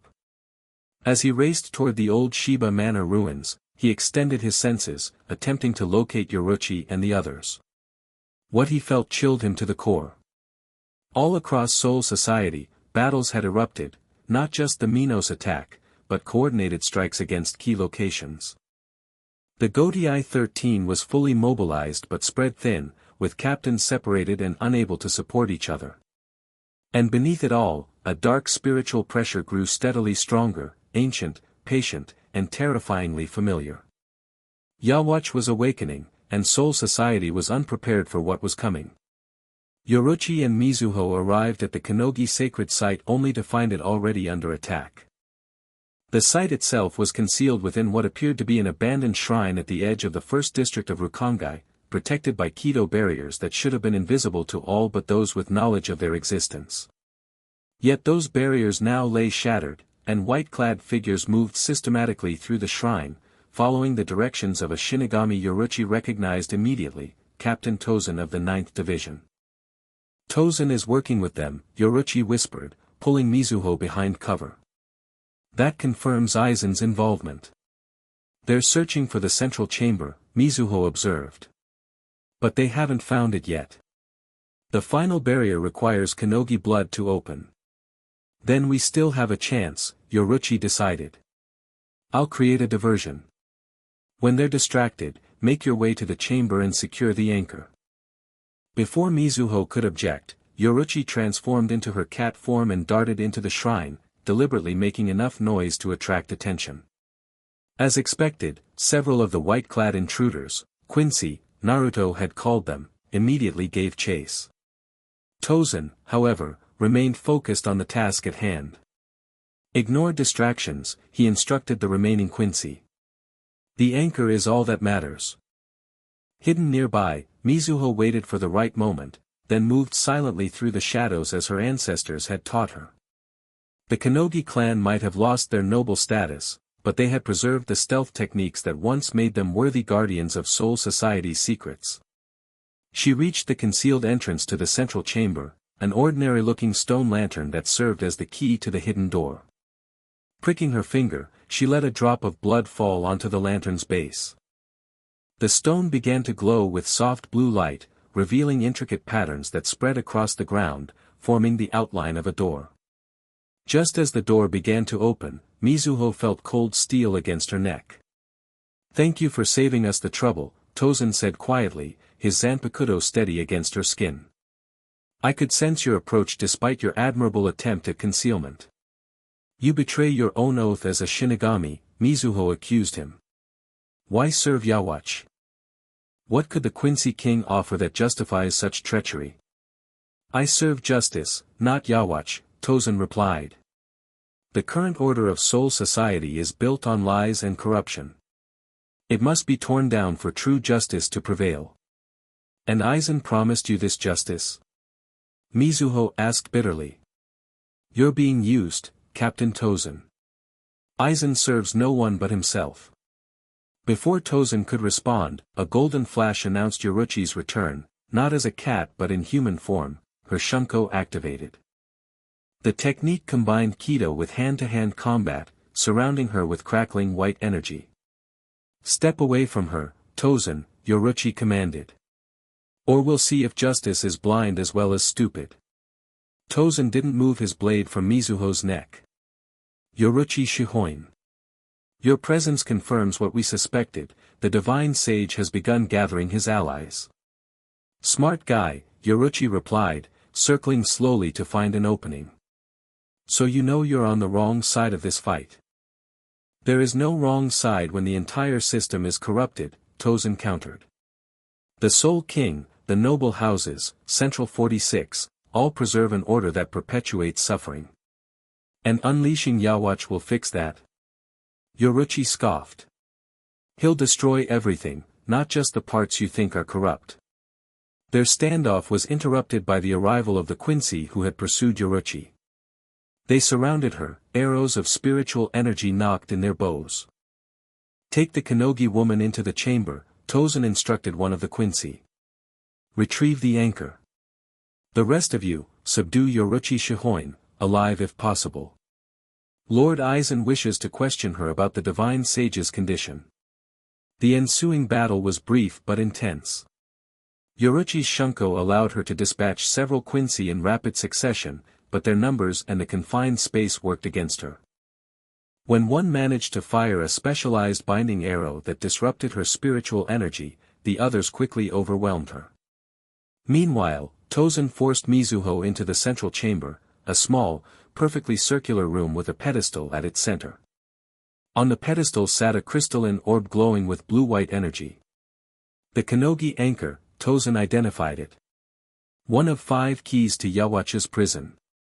"You don't understand what you're doing," Mizuho pleaded. "Without these anchors, the dimensional barriers will collapse. Not just Yhwach, but countless hollows will pour into Soul Society and the living world." "A necessary transition," Tozen replied without emotion. "From chaos, a new order will emerge, one based on true justice." As he reached for the anchor, a thunderous crash shook the entire shrine. The spiritual pressure that followed was unmistakable. Naruto had arrived, and he was not happy. The divine sage tore through the shrine's outer walls like paper, golden energy blazing around him in the form of a massive fox-like avatar. His eyes had transformed into the Rinnegan, perceiving every spiritual entity within the complex simultaneously. "Tozen." Naruto's voice resonated with power beyond his physical form. "Step away from the anchor." Outside the central chamber, the remaining Quincy turned their weapons toward this new threat, firing a coordinated volley of spiritual arrows. The projectiles disintegrated harmlessly against Naruto's energy avatar. With speed that belied his massive energy form, Naruto moved through the Quincy ranks, incapacitating rather than killing, quick strikes that disrupted their spiritual pressure and rendered them unconscious. Inside the chamber, Tozen assessed his deteriorating tactical position. "It seems I must accelerate the timeline," he murmured, producing a small device from within his robes, one bearing the same design as those that had held open the Garganta during the earlier hollow attacks. "What is that?" Mizuho demanded, recognizing the Quincy cross emblem combined with something older and darker. "Insurance," Tozen replied, activating the device and placing it atop the anchor. "Even if I fail to retrieve the anchor, it will be rendered useless to you." The device emitted a pulse of dark energy that spread over the anchor, causing its glow to dim noticeably.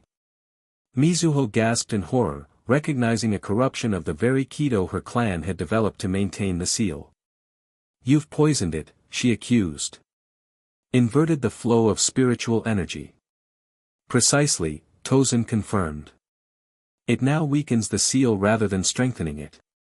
A minor victory, but sufficient for today's purposes." Before he could say more, the chamber door exploded inward. Naruto stood in the opening, his golden aura now condensed around him in a more controlled form, but no less intimidating. "It's over, Tozen," Naruto declared. "Surrender now." To everyone's surprise, Tozen did exactly that, sheathing his Zanpakuto and kneeling with his hands raised.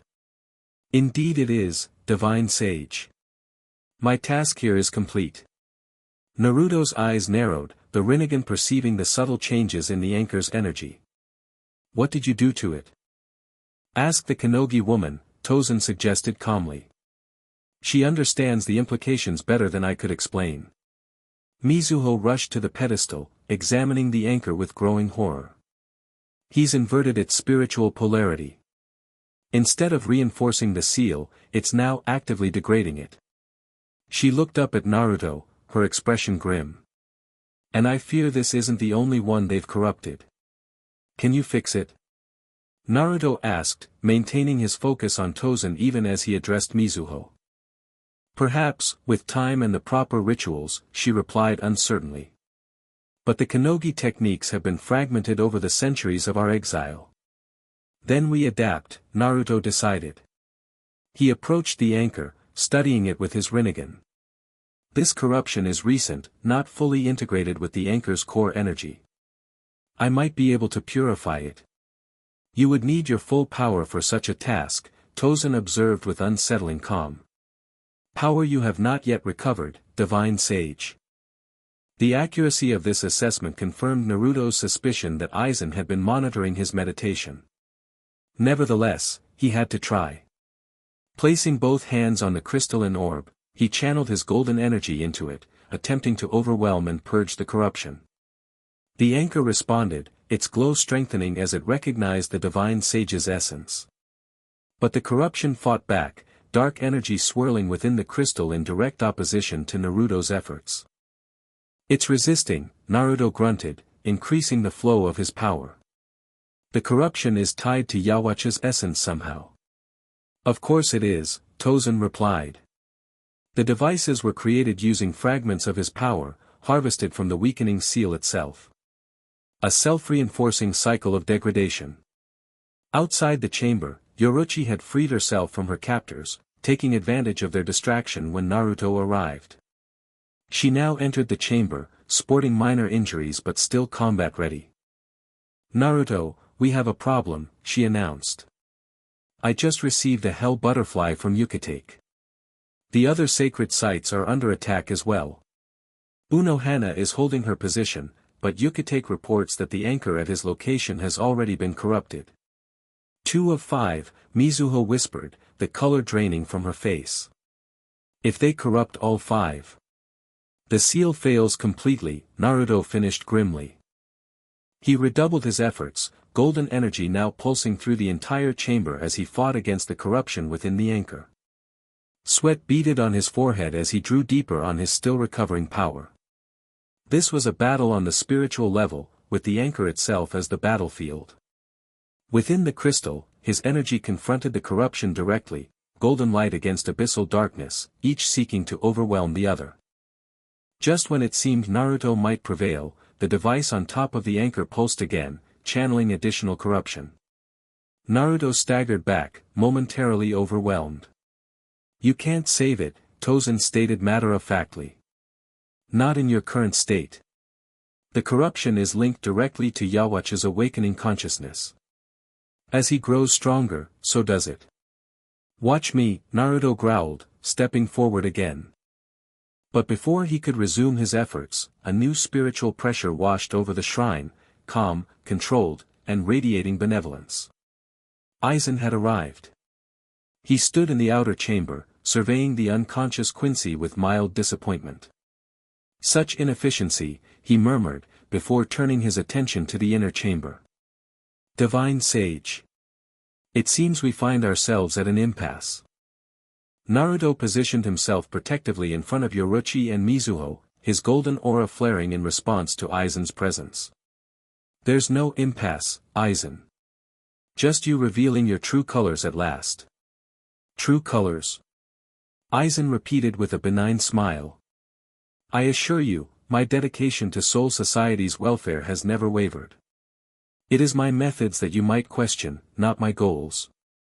Your goal is to become the Soul King, Naruto countered. To replace the existing order with yourself at the center. Don't pretend this is about welfare or justice. Is it not? Aizen's smile never faltered. The current Soul King is a prisoner, divine sage, a hollow shell of consciousness used to maintain a fundamentally flawed system. A system you help perpetuate, perhaps unknowingly. These words echoed what Yhwach had told Naruto during his meditation, striking an uncomfortable chord. Aizen, ever perceptive, noticed the momentary doubt in Naruto's expression. Ah, he said softly. You've begun to sense it yourself. The truth behind your divine master. Don't listen to him, Yoruichi warned. He's trying to manipulate you. Indeed, manipulation is Captain Aizen's specialty, a new voice agreed. Everyone turned to see Captain Unohana enter the chamber, her serene smile contrasting with the blood spattered across her captain's haori. She showed no surprise at finding Tozen kneeling as a prisoner or Aizen standing among them. Captain Unohana, Aizen greeted her cordially. I take it the Kachiki site has been secured. After a fashion, she replied, her gentle tone at odds with the steel in her eyes. The Quincy there discovered that ancient Keto barriers become quite deadly when reinforced by the original Kenpachi. Most impressive, Aizen acknowledged. Though ultimately futile. As the divine sage has discovered, the anchors are already being corrupted beyond recovery. Not all of them, Naruto insisted. The Sheba anchor is still safe. Is it? Aizen raised an eyebrow. Are you certain? This simple question sent a chill through Naruto. He extended his senses toward the old Sheba manor, where he had intended to go before detecting the conflict at the Konogi site. What he felt made his blood run cold. Another battle was taking place there, Captain Kairaku fighting alone against multiple high-level Quincy. And beneath the combat, a familiar dark spiritual pressure growing stronger by the minute. Yhwach, Naruto breathed. He's directing his forces from the Sheba site. It's already compromised. 3 of 5 anchors corrupted, Aizen noted with academic interest. The seal is failing precisely on schedule. Soon, the Quincy King will walk Soul Society once more. He turned to Naruto with unexpected directness. What will you do then, divine sage? Fight a battle you cannot win in your diminished state? Or consider that perhaps there is another path? What path? Naruto demanded, though part of him already suspected Aizen's answer. Alliance, Aizen replied simply. Not with me, necessarily, your distrust is too entrenched for that. But perhaps with a third option. He gestured toward the corrupted anchor. You sensed him during your meditation, did you not? Felt his offer. Naruto's silence was confirmation enough. The Soul King sent you here incomplete, Aizen continued, pressing his advantage. Limited, constrained, with memories and powers that return conveniently slowly. Ask yourself why. Because full divine power would disrupt the balance, Naruto responded, but with less certainty than before. A comfortable lie, Aizen countered. The truth is far simpler: control.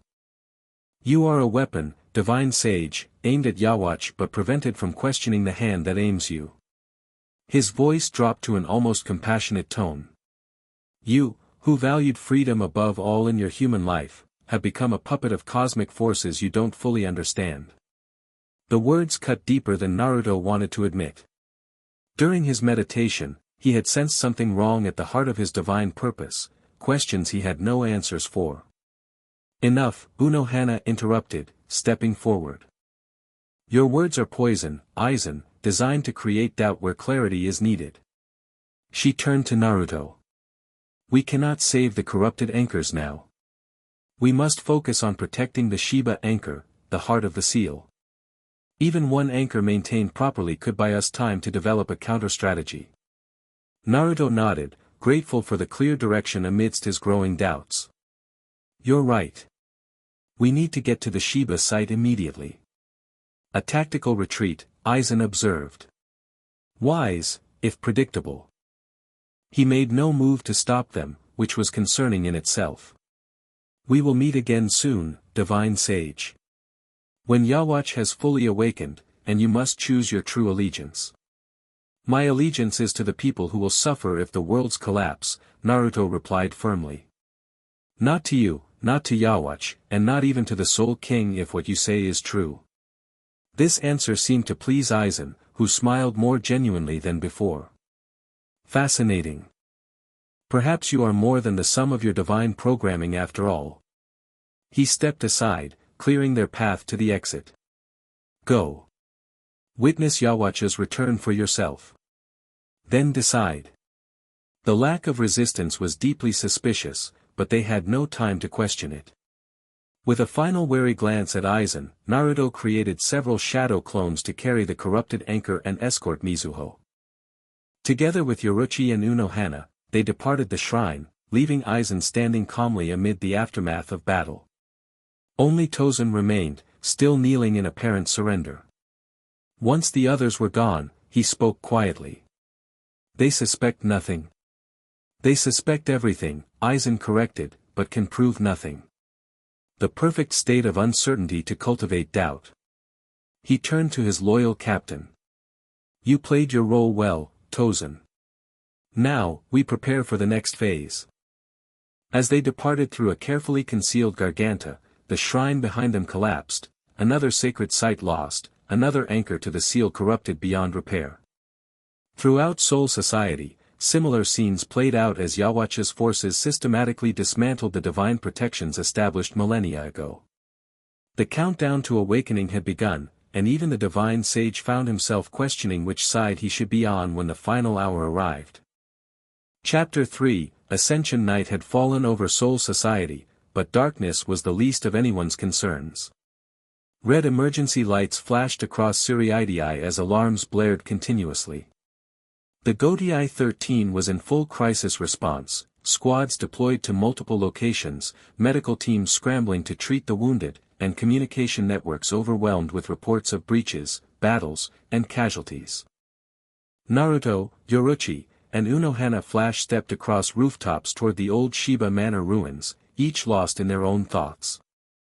The corrupted Konogi anchor, carried by one of Naruto's shadow clones, pulsed with sickly dark energy that seemed to grow stronger with each passing minute. You're thinking about what Aizen said, Yoruichi observed, breaking the tense silence. Naruto didn't deny it. It makes too much sense to ignore completely. Why would the Soul King send me back with limited power and fragmented memories? If Yhwach is such a threat, wouldn't I need everything I've got? Aizen excels at twisting truth to serve his purposes, Unohana reminded him. He takes facts and reshapes them into persuasive lies. But you don't think he's completely wrong, do you?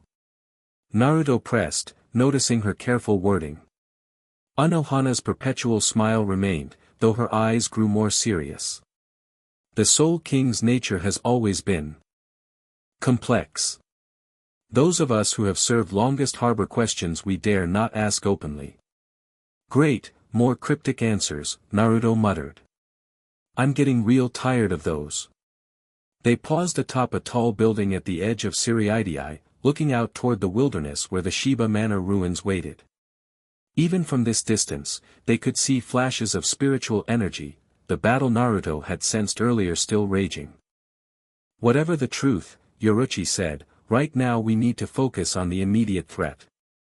If all 5 anchors are corrupted, the seal fails completely, and Yhwach returns at full power. That's bad for everyone, regardless of who's lying about what. She's right, Unohana agreed. Questions of cosmic order can wait. The barrier between worlds cannot. Naruto nodded, refocusing on their mission. All right. What's our plan when we get there? Kairaku is fighting multiple high-level enemies, and we can assume they've already started corrupting the anchor. I'll support Kairaku, Unohana offered.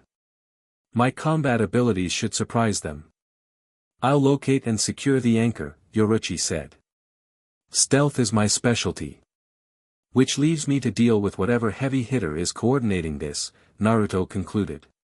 His eyes shifted briefly to the Rinnegan, scanning the distance. And there is definitely someone powerful there. Not Yhwach himself, not yet, but someone channeling his power.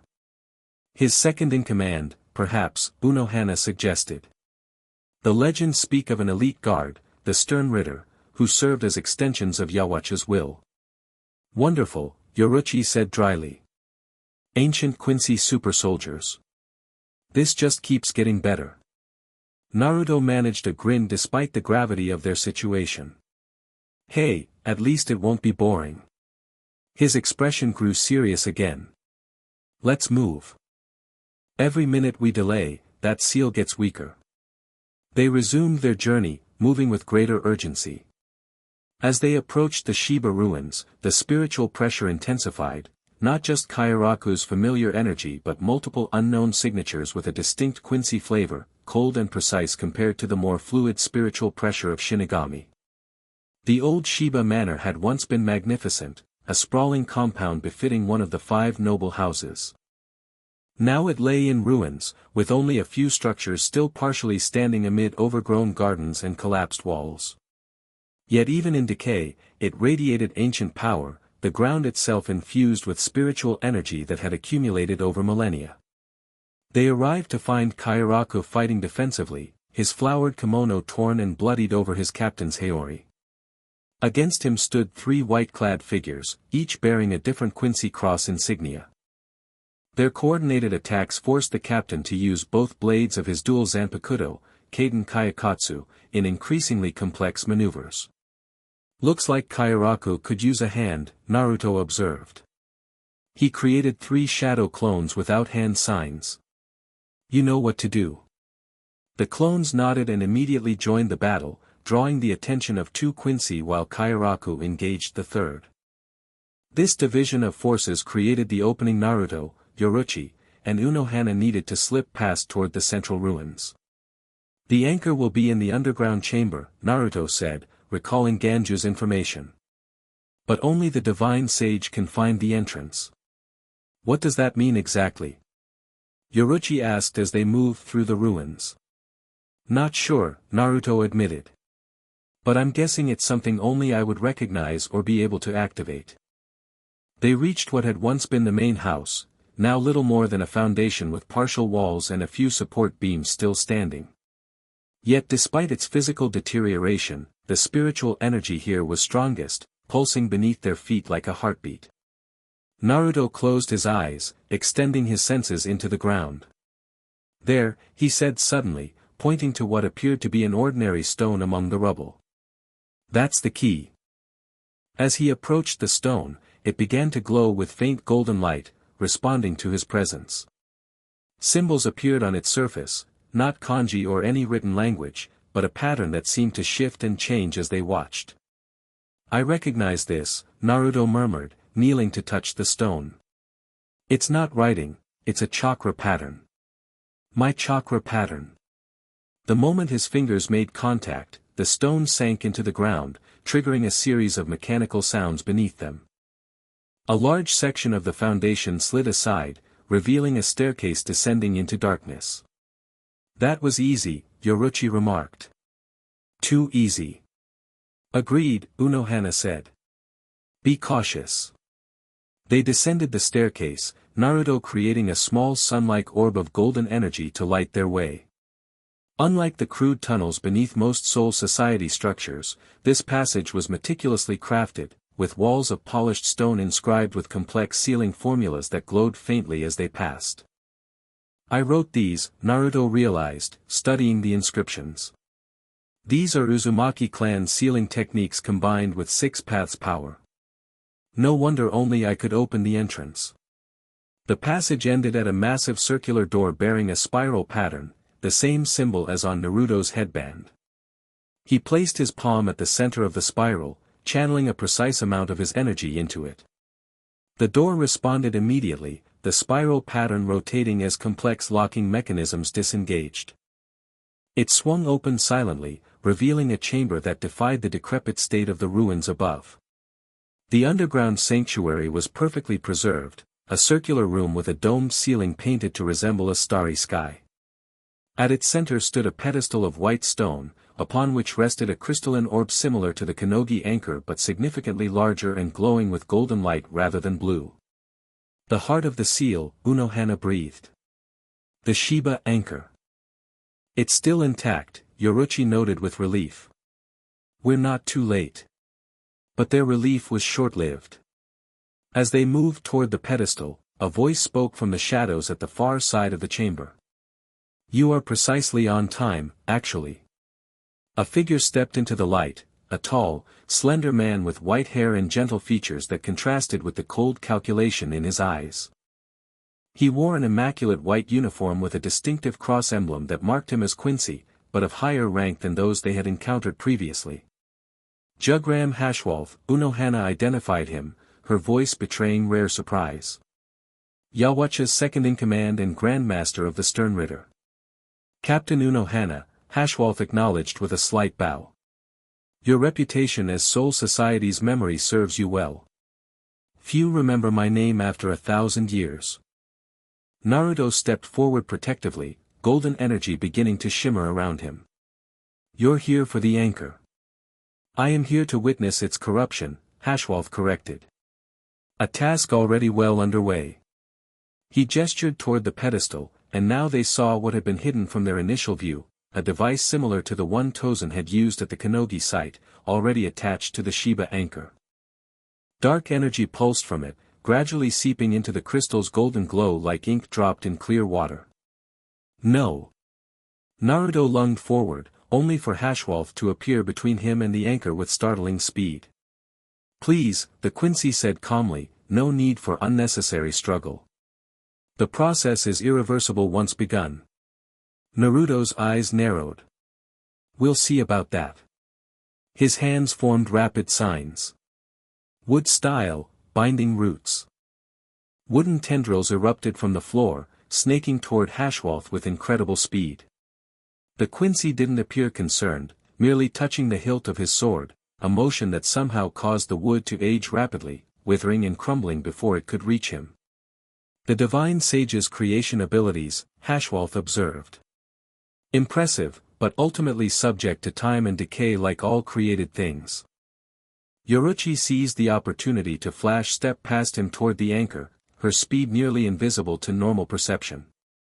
Yet Hashwolf merely raised his hand, and a wall of blue-white energy materialized in her path, blocking her advance.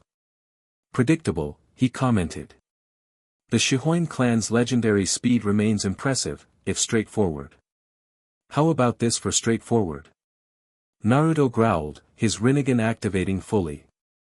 Almighty push. A wave of repulsive force erupted from Naruto's palm, powerful enough to crater the floor and send ripples through the very air. Hashwolf slid backward despite his defenses, his composed expression finally showing surprise. The Rinnegan, he murmured. So you have begun to recover your divine abilities after all. Unohana used this moment to launch her own attack, not a direct assault, but a complex healing Kido targeted at the anchor itself, attempting to counteract the corruption. Her gentle smile never wavered even as she channeled captain-level spiritual energy into the effort. Hashwolf noticed immediately. Ah, the healer attempts to purify the corruption. A logical approach, but... He made another simple motion with his hand, and Unohana's Kido shattered like glass. Feudal against power drawn directly from His Majesty. His Majesty? Naruto repeated. You mean Yhwach? If he's so powerful, why isn't he here himself? He will be, Hashwalth assured him. In exactly 1 hour, when the final anchor is fully corrupted, the seal will collapse. His Majesty will step once more onto Soul Society soil after 1,000 years of imprisonment. His cold eyes fixed on Naruto. And you, divine sage, will face judgment for your betrayal. Betrayal? Naruto's brow furrowed. I sealed him because he threatened the balance between worlds. Is that what you remember? Hashwalth asked, genuine curiosity in his voice. How fascinating. The Soul King has edited your memories more thoroughly than we anticipated. This comment struck a nerve, echoing what both Yhwach and Aizen had suggested about Naruto's fragmented recollections. Stop trying to mess with my head, Naruto growled. Whatever history we had, Yhwach's return threatens countless innocent lives. That's all I need to know.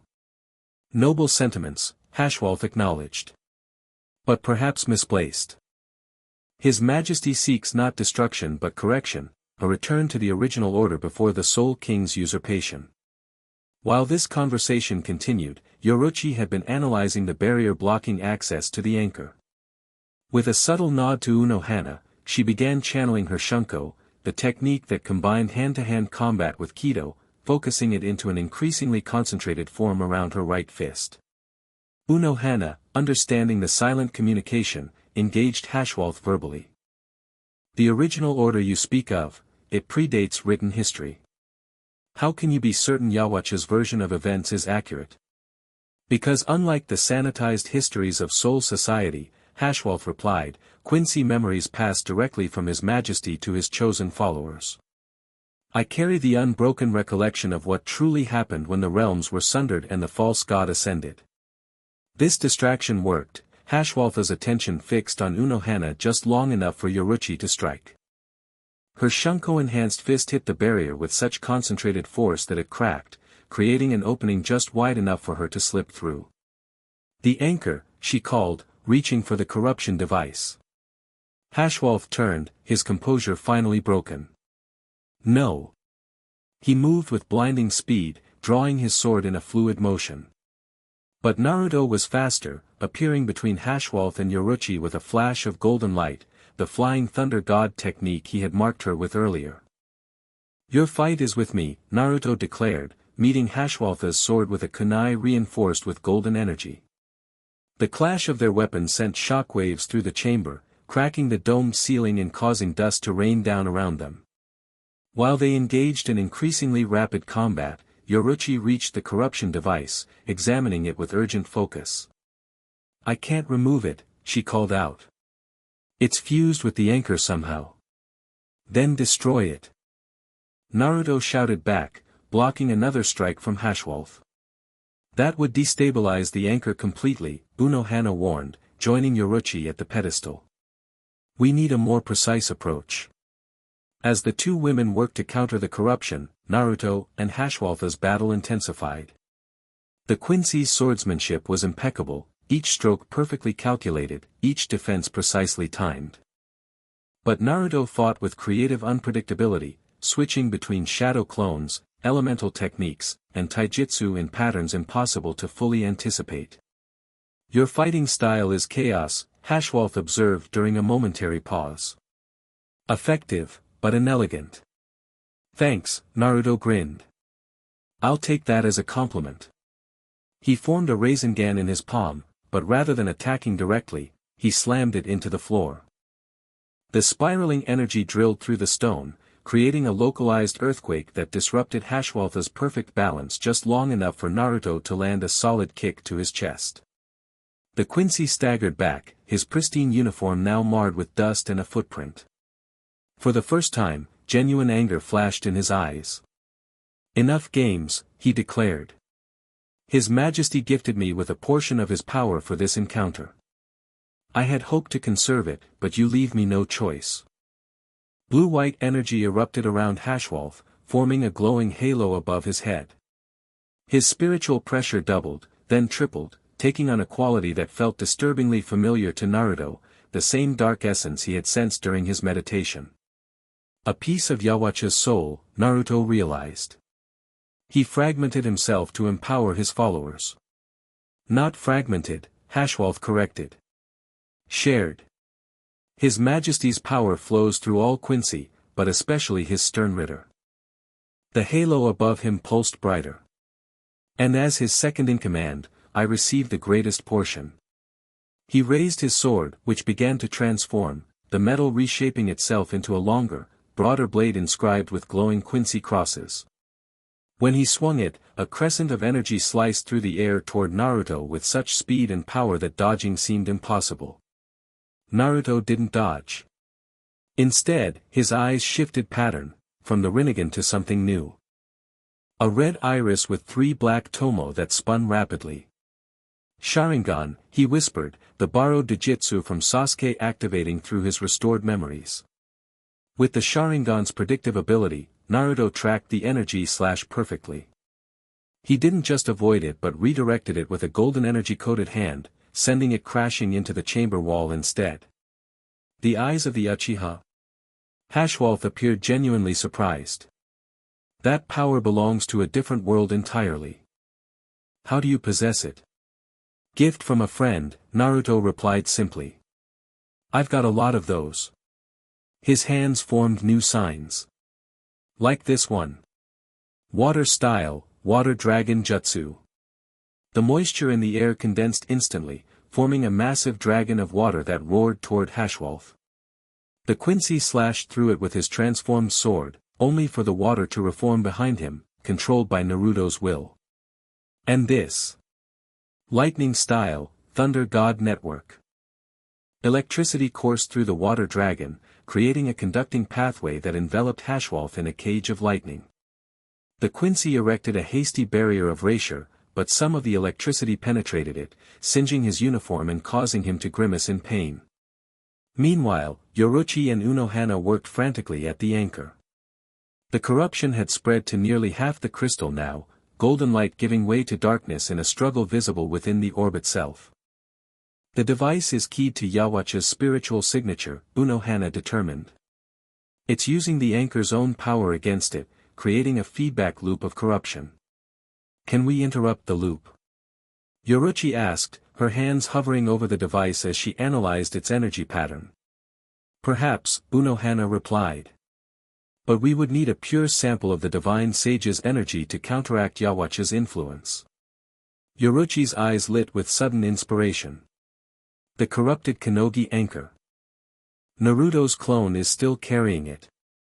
If that corruption works through a feedback loop, we could potentially reverse the process, Unohana finished, understanding immediately. Brilliant. They called the shadow clone carrying the Kanogi anchor, which had been waiting outside the chamber. It entered quickly, setting the corrupted blue crystal beside the partially darkened gold one. I need your help, Yoruichi told the clone. We're going to try reversing the corruption flow. The clone nodded, placing its hands on both anchors. I'll channel as much of the boss's energy as I can through them. It won't be as strong as the original, but it might be enough to disrupt the cycle. As they began this desperate attempt, the battle between Naruto and Hashwolf reached new intensity. The chamber shook with the force of their clashes, ancient stone cracking under spiritual pressure never meant to be contained in such a space. You fight well for one still recovering his power, Hashwolf acknowledged, blood trickling from a cut on his cheek. But time is on our side. The corruption spreads, and my comrades have already secured the other anchors. Not all of them, Naruto countered. Unohana protected the Kachiki site. Did she? Hashwolf smiled thinly.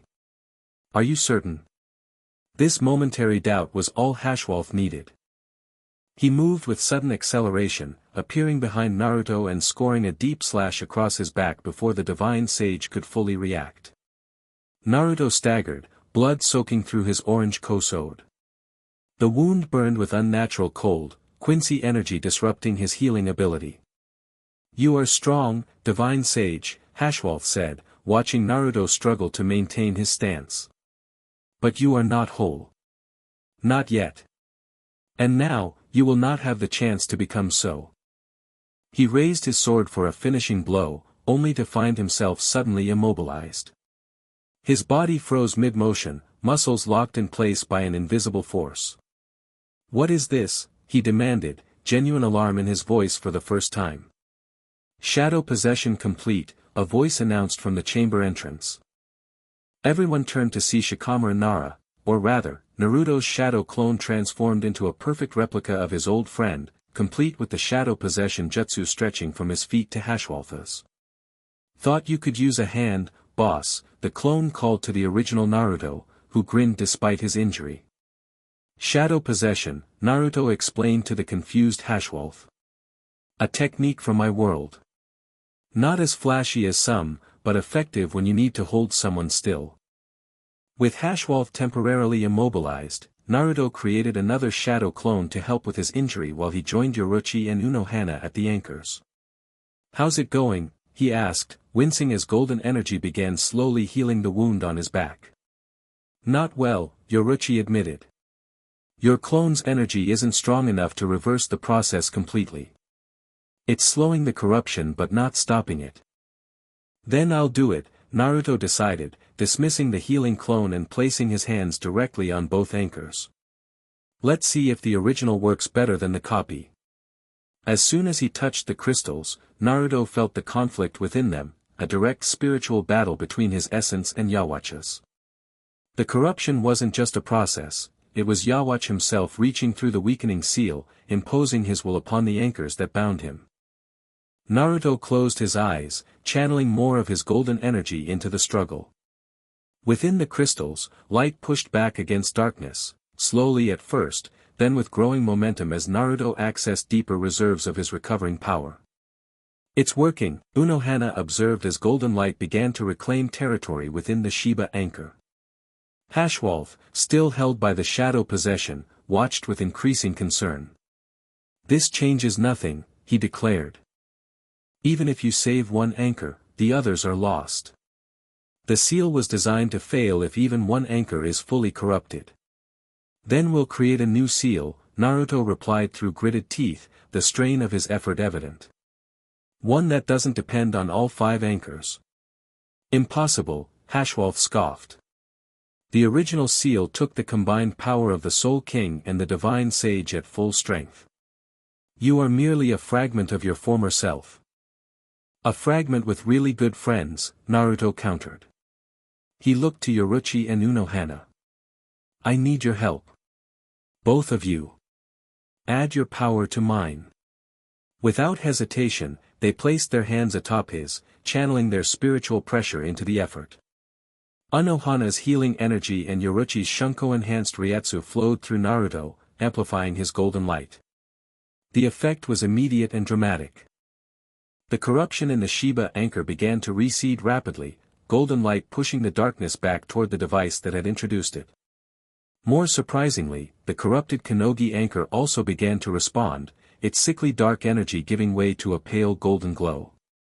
"We're purifying both anchors," Unohana realized. "How is this possible?" "It's not just us," Naruto said, his Rinnegan activating as he perceived spiritual connections invisible to others. "Look." Throughout Soul Society, other anchors were responding to their effort, faint threads of golden light connecting to the Kachiki anchor, the remaining Shihoin anchor, even the fully corrupted ones. The web of power that bound Yhwach's seal was reactivating, drawing strength from their combined effort. Yhwach's composed facade finally cracked completely. "No. This cannot be." He struggled against the shadow possession with renewed desperation. "His Majesty's return is ordained. The corruption is irreversible." "Nothing's irreversible," Naruto said, his voice overlaid with something ancient and powerful. "That's the first lesson I learned as a shinobi. There's always another way." The golden light intensified, now filling the entire chamber.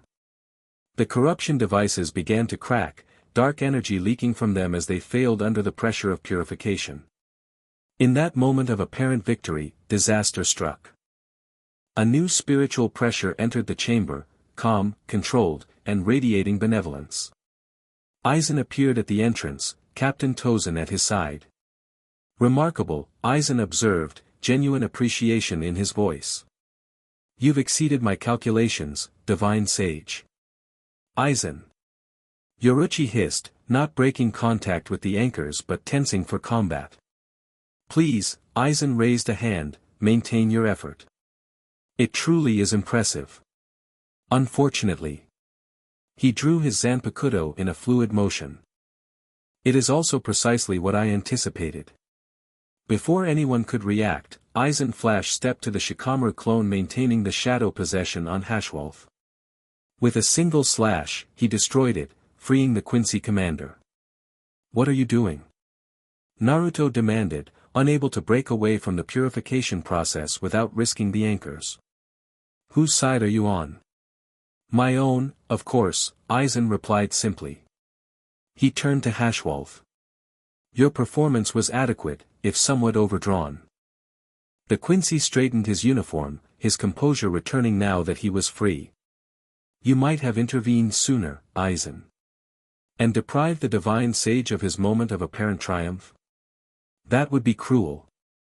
Aizen's smile remained pleasant, but his eyes were cold with calculation. "Besides, I needed to confirm his ability to purify the anchors before proceeding." Understanding dawned on Naruto. "This was your plan all along. You wanted me to purify the anchors." "Very good," Aizen nodded approvingly. The corruption devices were effective but crude, Quincy technology lacked subtlety. What I required was a more elegant solution. With deliberate care, Aizen reached into his robe and withdrew a small, pulsing orb unlike anything they had seen before. It appeared to be a hybrid creation, part hollow, part something else entirely, containing swirling energy that shifted between states like a living thing. "The hoyoku," he announced. "My greatest creation. A tool capable of breaking the boundaries between Shinigami and hollow." He gazed at it almost lovingly. "But its true potential is far greater when provided with the right spiritual environment." "You're going to use it on the anchors," Unohana realized, horror dawning in her normally serene eyes. "Not to corrupt them, but to transform them." "Precisely," Aizen confirmed. "Corruption is rejection, a brutal forcing of one power against another. Transformation is evolution, taking what exists and elevating it to a new state of being." He approached the pedestals where Naruto, Yoruichi, and Unohana still maintained their purification effort. "And now, thanks to you, the anchors are receptive to change." Naruto tried to pull away, to intercept Aizen, but found himself bound by invisible force. Hashwolf had activated his Quincy techniques, creating erasure chains that immobilized all three of them while they remained in contact with the anchors. "I recommend maintaining your purification effort," Aizen advised calmly. "If you stop now, the corruption will resume, and Yhwach will return unhindered. Continue, and there remains a chance you might yet save Soul Society, if in a somewhat altered form." It was an impossible choice, and Aizen knew it. If they abandoned the anchors, Yhwach would break free. If they continued, they enabled whatever transformation Aizen planned. "What are you trying to accomplish?" Naruto demanded, still channeling golden energy despite the restraints. "What happens when you use the hoyoku on the anchors?" "Evolution," Aizen repeated. "The anchors don't merely bind Yhwach, they connect all realms. By transforming them, I transform the boundaries between worlds themselves." His eyes gleamed with something beyond ambition, a visionary certainty. "The artificial divisions between Shinigami, hollow, human, and Quincy will dissolve. A new, unified reality will emerge. With you as its god," Yoruichi accused.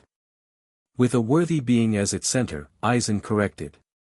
"The current Soul King is a prisoner, a hollow shell used to maintain a fundamentally flawed system. I offer liberation." He placed the hogyoku between the two anchors. Immediately, it began to resonate with them, creating harmonics in their spiritual frequency that spread outward to the other anchors across Soul Society. You should be thanking me, Divine Sage, Aizen continued conversationally. I'm fulfilling your original purpose, bringing balance to the realms. True balance, not the artificial separation imposed by the noble houses and Central 46. This isn't balance, Naruto argued, feeling the anchor's energy shifting under his hands. It's chaos. Merging the realms will destroy the spiritual ecosystem. It will reset it, Aizen countered. As has happened before, when the original sin split existence into fragmented worlds. The hogyoku pulsed with increasing intensity, drawing power from the purified anchors and transforming it into something new, neither light nor darkness but a swirling iridescence that defied classification. Within this chaotic moment, Naruto felt a familiar presence touch his consciousness, the same one he had sensed during his meditation. The traitor speaks partial truth, Yhwach's voice echoed in Naruto's mind. The realms were once unified before the Soul King's ascension. But Aizen seeks not restoration but subjugation. He would replace one tyrant with another. Why should I trust you? Naruto responded mentally, still maintaining the purification despite the hogyoku's interference. You need not trust me to recognize the greater threat, Yhwach replied. Aizen manipulates forces beyond his comprehension. The hogyoku is consuming the anchor's power, creating instability in the very fabric of reality. Naruto sensed the truth in these words. The hogyoku wasn't just transforming the anchors, it was absorbing their fundamental energy that maintained the barriers between worlds. Already, he could feel reality thinning around them, dimensions bleeding into one another at the edges. What would you have me do? Naruto asked, surprising himself with the question. Release me, Yhwach answered simply. Not fully, but enough to counter Aizen's manipulation. Together, we can stabilize the anchors before catastrophic collapse. It was an outrageous suggestion, freeing the very enemy he had been sent to contain. Yet Naruto could feel the deteriorating situation. The hogyoku's transformation was accelerating beyond even Aizen's control, the anchor's energy becoming increasingly unstable. How do I know this isn't a trick to free yourself completely? You don't, Yhwach admitted. But consider our positions. I desire to reshape reality in my image, not destroy it entirely. Aizen's actions threaten existence itself. Between calculated reformation and chaotic dissolution, which is the greater evil? The logic was twisted but compelling. Naruto could feel the anchors approaching critical instability, a point beyond which they would shatter completely, taking the boundaries between worlds with them. Naruto. Yoruichi's voice cut through his internal dialogue. Something's wrong. The anchors are overloading. Aizen had noticed it too. His confident expression had given way to one of concern as the hogyoku's pulsing grew erratic, its colors shifting too rapidly to follow. Interesting, he murmured. The reaction is more volatile than anticipated. You're losing control, Unohana observed, her healing energy now focused on containing the anchor's instability rather than purifying them. The hogyoku is drawing more power than the anchors can safely provide. Aizen adjusted his glasses, studying the phenomenon with scientific detachment despite the danger. A miscalculation, perhaps. The divine sage's purification altered the anchor's fundamental frequency more significantly than expected. The ground beneath them began to tremble, cracks appearing in the chamber floor as reality itself protested the violation occurring at its foundations. Above them, the false sky of the domed ceiling rippled like water, showing glimpses of other realms, Hueco Mundo's eternal night, the living world's blue skies, and somewhere darker and more ancient than either. Naruto made his decision. I need you both to trust me, he told Yoruichi and Unohana. What I'm about to do is going to look insane, but it's our only chance. They exchanged glances, then nodded in unison, a gesture of faith that moved Naruto deeply. Whatever crazy plan you've got, it's better than Aizen's light show, Yoruichi affirmed. Drawing a deep breath, Naruto shifted his energy flow, redirecting it from purification to a new pattern, a controlled release of specific nodes within the seal structure, following Yhwach's telepathic guidance. It was like disarming an impossibly complex explosive tag, requiring precision and timing beyond normal capability. Aizen noticed immediately. "What are you doing?" For the first time, genuine alarm colored his voice. "Saving reality," Naruto replied grimly. "Even if it means making deals with devils." The anchors responded to his recalibration, their energy synchronizing with the pattern Yhwach had shown him. The golden light shifted to a deeper amber hue, and the instability began to stabilize, not returning to its original state, but finding a new equilibrium. Hashwaltha's eyes widened in recognition. "You're adjusting the seal. Allowing a controlled release." "A partial awakening," Naruto confirmed. "Enough to counter the Hogyoku's disruption without a full breach." "No." Aizen moved to intervene, but found himself suddenly immobilized, not by physical restraint but by an oppressive spiritual pressure that seemed to emanate from the anchors themselves. The Hogyoku, caught between conflicting forces, began to crack, its perfect surface developing fissures that leaked blinding white light. Aizen's expression shifted from alarm to something approaching awe. "It's evolving beyond containment," he whispered. "Responding to the soul fragments within the anchors." "Fascinating." "This isn't fascination time, Aizen," Naruto growled. "That thing is going to explode and take half of Soul Society with it if we don't stabilize it." Working instinctively now, guided partly by Yhwach's knowledge and partly by his own recovering memories as the divine sage, Naruto redirected the energy flow again. This time, he created a controlled pathway between the Hogyoku and the anchors, not allowing transformation, but channeling the excess power into the seal structure itself. The effect was immediate and spectacular. The Hogyoku's light intensified briefly, then subsided as the energy found its new pathway. The anchors stabilized, their glow returning to a steady pulse that spread outward, connecting with their counterparts across Soul Society. But something else happened simultaneously, something Naruto hadn't fully anticipated. At the edge of the chamber, a tear appeared in reality itself, not a garganta or senkamen, but something more fundamental. Through this opening stepped a figure that all present recognized instantly from spiritual pressure alone. Yhwach had partially awakened. He appeared not as the monstrous entity of legend but as a regal man in his prime, tall, broad-shouldered, with long dark hair and a distinctive mustache. His eyes were hidden in shadow beneath a heavy brow, and he wore white robes marked with the Quincy cross. "Divine Sage," he greeted Naruto, his voice deep and resonant.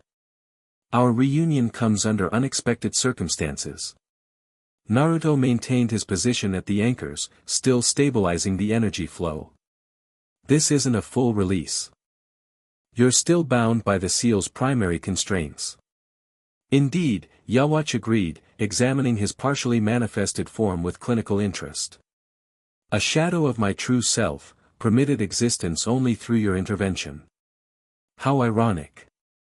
Aizen, still immobilized by the spiritual pressure, observed this development with calculated interest. The Quincy King and the Divine Sage, working together against a common threat. History takes unexpected turns. "Silence, usurper," Yhwach commanded, his partial attention enough to increase the pressure holding Aizen in place. "Your meddling nearly destroyed what you sought to rule." Despite the danger of their situation, Yoruichi couldn't help but comment. "Great. Now we have two wannabe gods to deal with." Unohana maintained her serene smile despite the tension. "3, counting Naruto." "I'm not trying to be a god," Naruto objected. "I'm just trying to keep reality from collapsing." He turned to Yhwach. "The anchors are stabilizing, but we're not done. The Hogyoku has permanently altered their fundamental structure. We need to recalibrate the entire seal network." Yhwach approached the pedestals, his partially manifested form radiating power that made the air itself feel heavy. "The usurper's creation has indeed changed things beyond recovery. The old configuration cannot be restored." Then we create a new one, Naruto decided.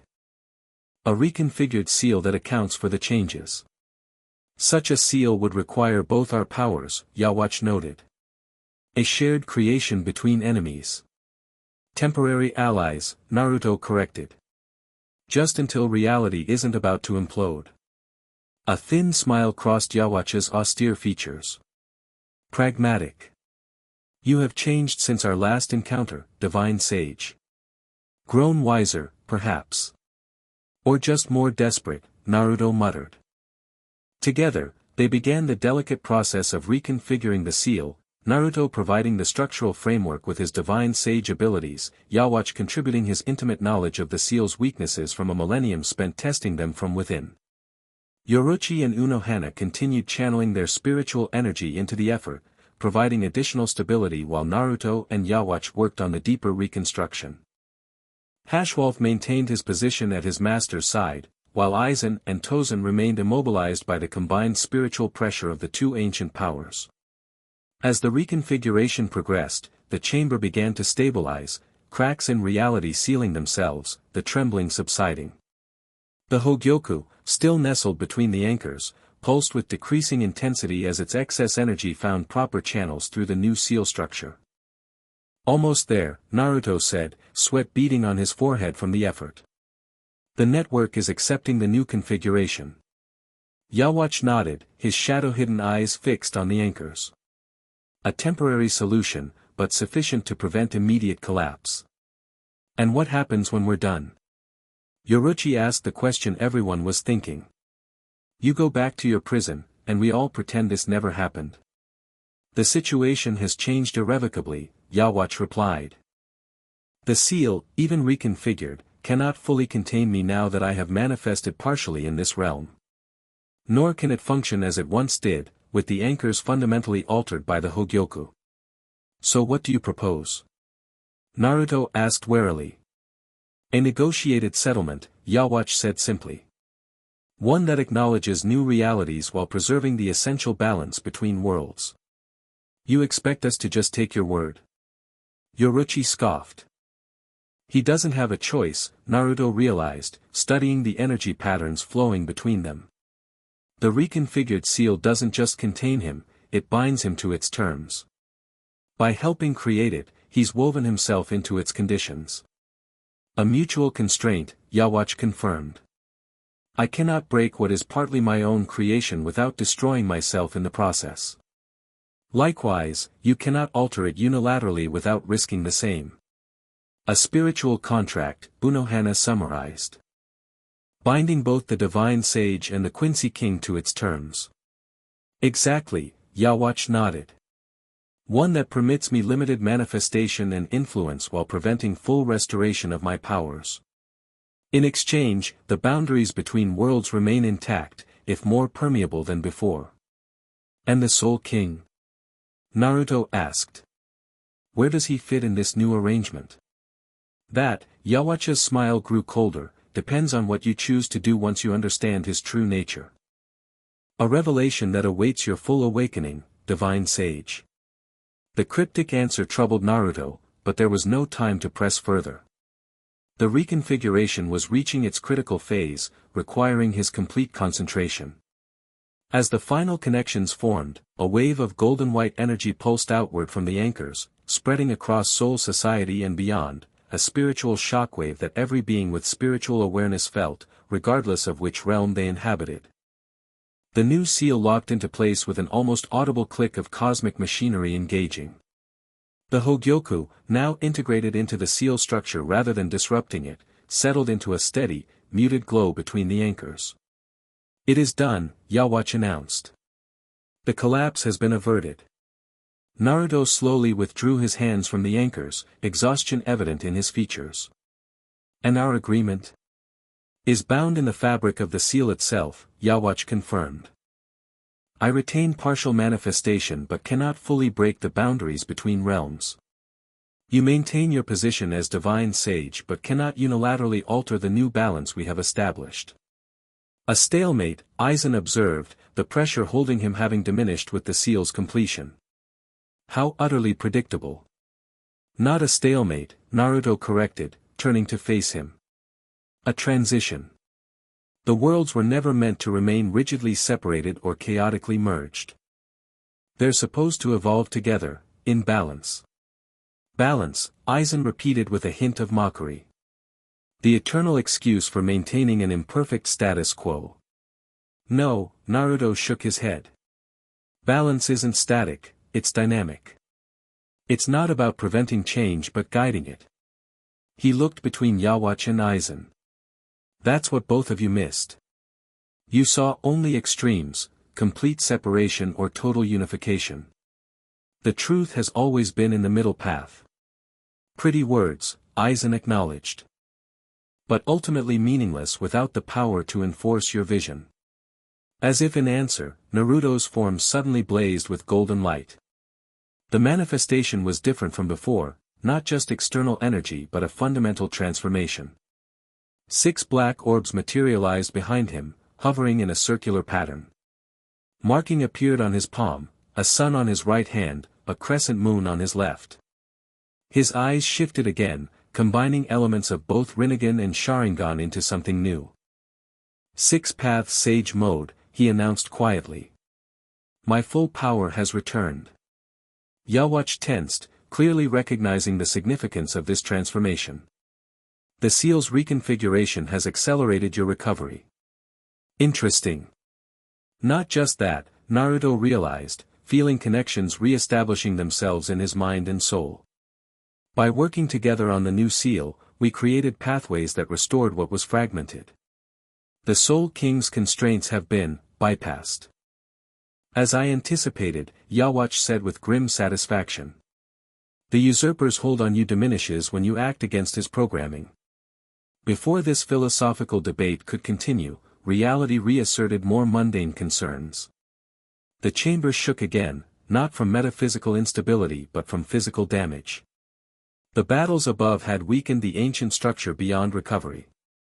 This place is collapsing, Yoruichi announced unnecessarily as chunks of the ceiling began to fall. We need to leave. Agreed, Unohana said calmly despite the danger. The anchor is secure within the new seal configuration. There's no reason to remain. Naruto turned to Yhwach. Our truce holds. For now, the Quincy King confirmed. Until the next phase of this cosmic game begins. With a gesture that seemed to fold space itself, he and Hashwalth vanished, not completely gone, Naruto sensed, but retreated to a liminal space between realms created by the reconfigured seal. And what of us? Aizen asked, the spiritual pressure binding him now almost completely faded.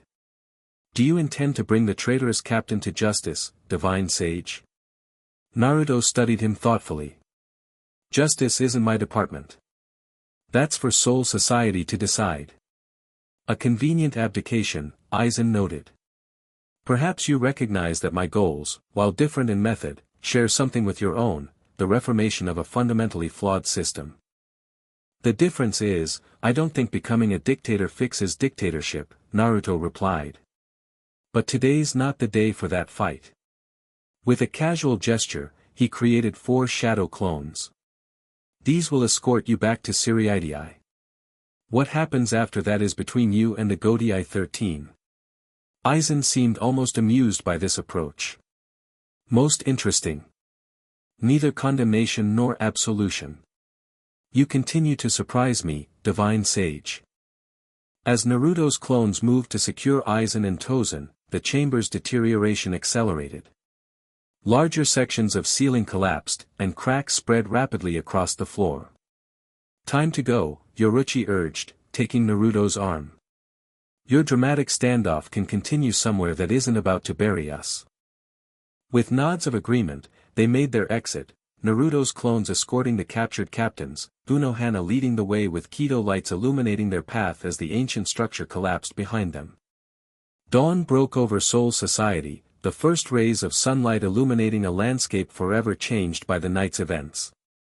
The spiritual shockwave from the seal's reconfiguration had left visible effects, subtle shifts in color and texture throughout Siriidii, areas where reality seemed slightly thinner or more vibrant than before. Atop Sokayaku Hill, Naruto stood with Yoruichi and Unohana, watching the sunrise in contemplative silence. His transformation had subsided, but the connection to his full power remained, accessible now rather than fragmented. So, Yoruichi finally spoke, partial god of destruction on conditional release, treasonous captain in custody, and reality itself rewritten. Not bad for your first week in Soul Society. Naruto laughed despite the gravity of their situation. When you put it that way, it sounds almost productive. The repercussions will be significant, Unohana observed. Central 46 has called an emergency session. The noble houses are in disarray following the revelations about the Tsuneyashiro clan. And Captain Commander Yamamoto has requested your presence once you've recovered. Politics, Naruto sighed. Can't I just go back to fighting hollows? That was simpler. Unfortunately not, a new voice joined them. They turned to see Captain Kairaku approaching, his pink kimono torn and bloodied but his easy smile intact. Captain Yhwach followed close behind, looking similarly battle-worn but relieved. The divine sage is needed for the reconstruction efforts, Kairaku continued. Both physical and metaphysical. The seal's reconfiguration has altered Soul Society in ways we're only beginning to understand. Barriers between realms have thinned in specific locations, Yhwach added. Not dangerously so, but enough to require monitoring and adjustment. That was part of the compromise, Naruto explained. The new configuration allows for more permeability between worlds. Limited, controlled pathways rather than rigid separation. A controversial approach, Yhwach noted. Many will resist such change. They can resist all they want, Yoruichi shrugged. Doesn't change the fact that it's already happened. The question is how we adapt. Precisely, Unohana agreed.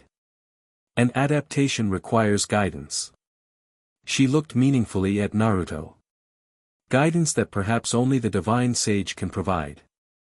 Naruto ran a hand through his hair, the weight of responsibility settling on his shoulders once more. I didn't come back to take over or rewrite everything. Just to help with a specific threat. And yet, Kairaku observed with gentle humor, you've managed to do both simultaneously. Quite the overachiever. Before Naruto could respond, another spiritual pressure joined them, familiar, female, and distinctly irritated.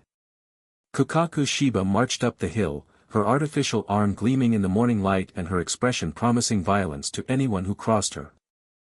Behind her trailed her brother Ganju, looking simultaneously proud and terrified of his sister's mood. So, Kukaku announced without preamble, you're the whisker-faced god my ancestors wouldn't shut up about. The one who just rewrote the cosmic rulebook overnight without bothering to consult the clan specifically tasked with maintaining dimensional boundaries. Naruto had faced down gods, demons, and ancient evils, but something about Kukaku's direct confrontation made him step back warily. Yes. Though in my defense, there was a reality-ending crisis in progress. Kukaku closed the distance between them, studying his face with narrowed eyes. Then, to everyone's surprise, she burst out laughing. You look exactly like the scroll paintings. Right down to the stupid confused expression. She slapped him on the shoulder with her good hand. Next time reality's about to implode, maybe send a hell butterfly first. The Sheba clan does have some expertise in these matters. I'll keep that in mind, Naruto promised, relieved that violence seemed to have been taken off the table. Good, Kukaku nodded firmly. Because whatever you've done to the boundaries between worlds, it's going to need maintenance. The kind of maintenance that requires specialized knowledge. My kind of knowledge. Are you offering to help? Yoruichi asked with a raised eyebrow. I'm stating facts, Kukaku replied. The Sheba clan was appointed guardian of dimensional boundaries for a reason. Just because we got kicked out of our fancy noble status doesn't mean we forgot our job. Naruto smiled, recognizing the proud determination that reminded him of his own stubbornness. I'd be honored to have your help, Kukaku. The new configuration is stable but will need adjustment as it settles. Their conversation was interrupted by the arrival of a hell butterfly, which fluttered directly to Unohana. She received its message with her usual serenity, then turned to the group. "It seems decisions are being made without us," she reported. "Central 46 has issued a proclamation regarding recent events. They're declaring a state of emergency and establishing a new governing council to address the unprecedented cosmic restructuring of Soul Society." "Let me guess," Yoruichi said dryly. "This council will include representatives they can control, and none of the people who actually know what happened." "Actually," Unohana's smile deepened slightly, "they've requested representatives from all 5 noble houses, including the reinstated Konogi clan, as well as the divine sage himself." This news surprised everyone, Naruto most of all. "They want me involved in governance? After I just helped rewrite reality against their wishes?" "Perhaps they recognize that excluding the being capable of such power would be unwise," Yukitake suggested diplomatically. "Or perhaps," Kairaku added with a knowing smile, "someone has influenced their decision. Someone with the authority to override even Central 46 when necessary." All eyes turned to Unohana, whose serene expression revealed nothing. Captain Commander Yamamoto may have expressed certain opinions regarding the appropriate response to recent events. Genryosei-sensei always did have a practical streak beneath all that tradition, Kairaku chuckled. "When the divine order gets rewritten overnight, better to have its author at the table than outside throwing more cosmic thunderbolts." Naruto shook his head, equal parts amused and overwhelmed. "Politics wasn't in the job description when I agreed to become the divine sage." "No," Unohana agreed, "but leadership was. And sometimes, leadership requires working within systems even as you change them." As they debated the implications, Naruto felt a subtle shift in the spiritual atmosphere, not a threat, but a connection re-establishing itself. For a brief moment, his consciousness expanded beyond his physical form, perceiving Soul Society in its entirety once more. Within this expanded awareness, he sensed the Soul King himself, not communicating directly, but acknowledging the changes Naruto had implemented. There was no anger or resistance in this acknowledgement, only acceptance. Whatever the truth of the Soul King's nature, prisoner, God, or something else entirely, Naruto sensed that their purposes remained aligned, if not identical. The connection faded as quickly as it had formed, leaving Naruto with a renewed sense of purpose. Whatever came next, political negotiations, cosmic adjustments, or inevitable confrontations with both Yhwach and Aizen, he would face it not as a fragment of divine will, but as Naruto Uzumaki, shinobi, sage, and something uniquely his own. "So," Yoruichi's voice pulled him back to the present, golden eyes studying him with curious intensity, "what happens now, divine sage? Do you stay and help rebuild what you've changed, or return to the royal realm and watch from afar?" "Neither," Naruto decided. "I'm not going back to being just the divine sage, but I'm not abandoning my responsibilities either." He looked around at the gathered allies, Yoruichi's challenging smirk, Unohana's serene wisdom, Kairaku and Yukitake's steady presence, Kakaku's fierce determination. "I think it's time for something new. A path between extremes." "Always the middle way with you," Yoruichi teased, but her eyes reflected understanding. "Not the middle way," Naruto corrected. "My own way. One that keeps what matters from both worlds, human and divine." As if responding to this declaration, his appearance shifted subtly, the whisker marks on his cheeks becoming more pronounced, a faint golden glow emanating from within, and a necklace of 6 Magatama beads materializing around his collar. Not a full transformation into divine form, but a harmonious integration of both aspects of his being. "The divine sage returns to active duty," Kairaku observed with approval. "Soul Society may never be the same." "That's kind of the point," Naruto grinned, the expression pure human mischief despite the divine power it contained. "Change is the only constant, believe it." The sun rose higher over Soul Society, illuminating a world in transition. Ancient structures remained but with new purpose, traditional roles endured but with fresh perspective. And at the center of this evolution stood Naruto Uzumaki, once human, now divine, forever determined to forge his own path through whatever challenges awaited. In the shadows between realms, Yhwach observed with patient calculation, bound by the new seal but hardly defeated. In the depths of the maggot's nest where he awaited trial, Aizen contemplated the fascinating variables the divine sage had introduced to his long-term plans. And somewhere beyond normal perception, the Soul King continued his enigmatic existence, watching as his emissary chose independence over blind service. The game had changed, pieces rearranged, rules rewritten.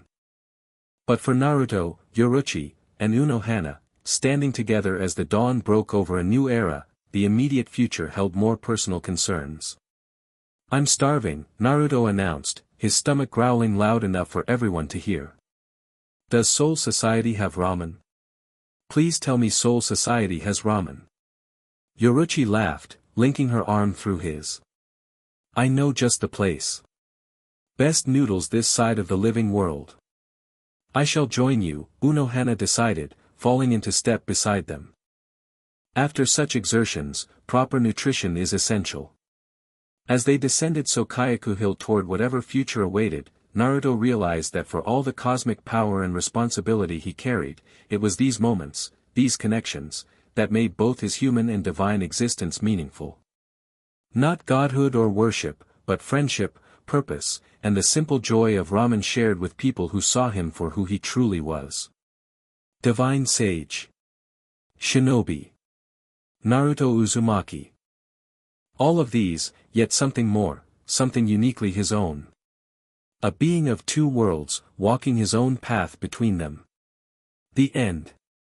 Thank you for watching this video. Please be sure to subscribe to our channel and like this video.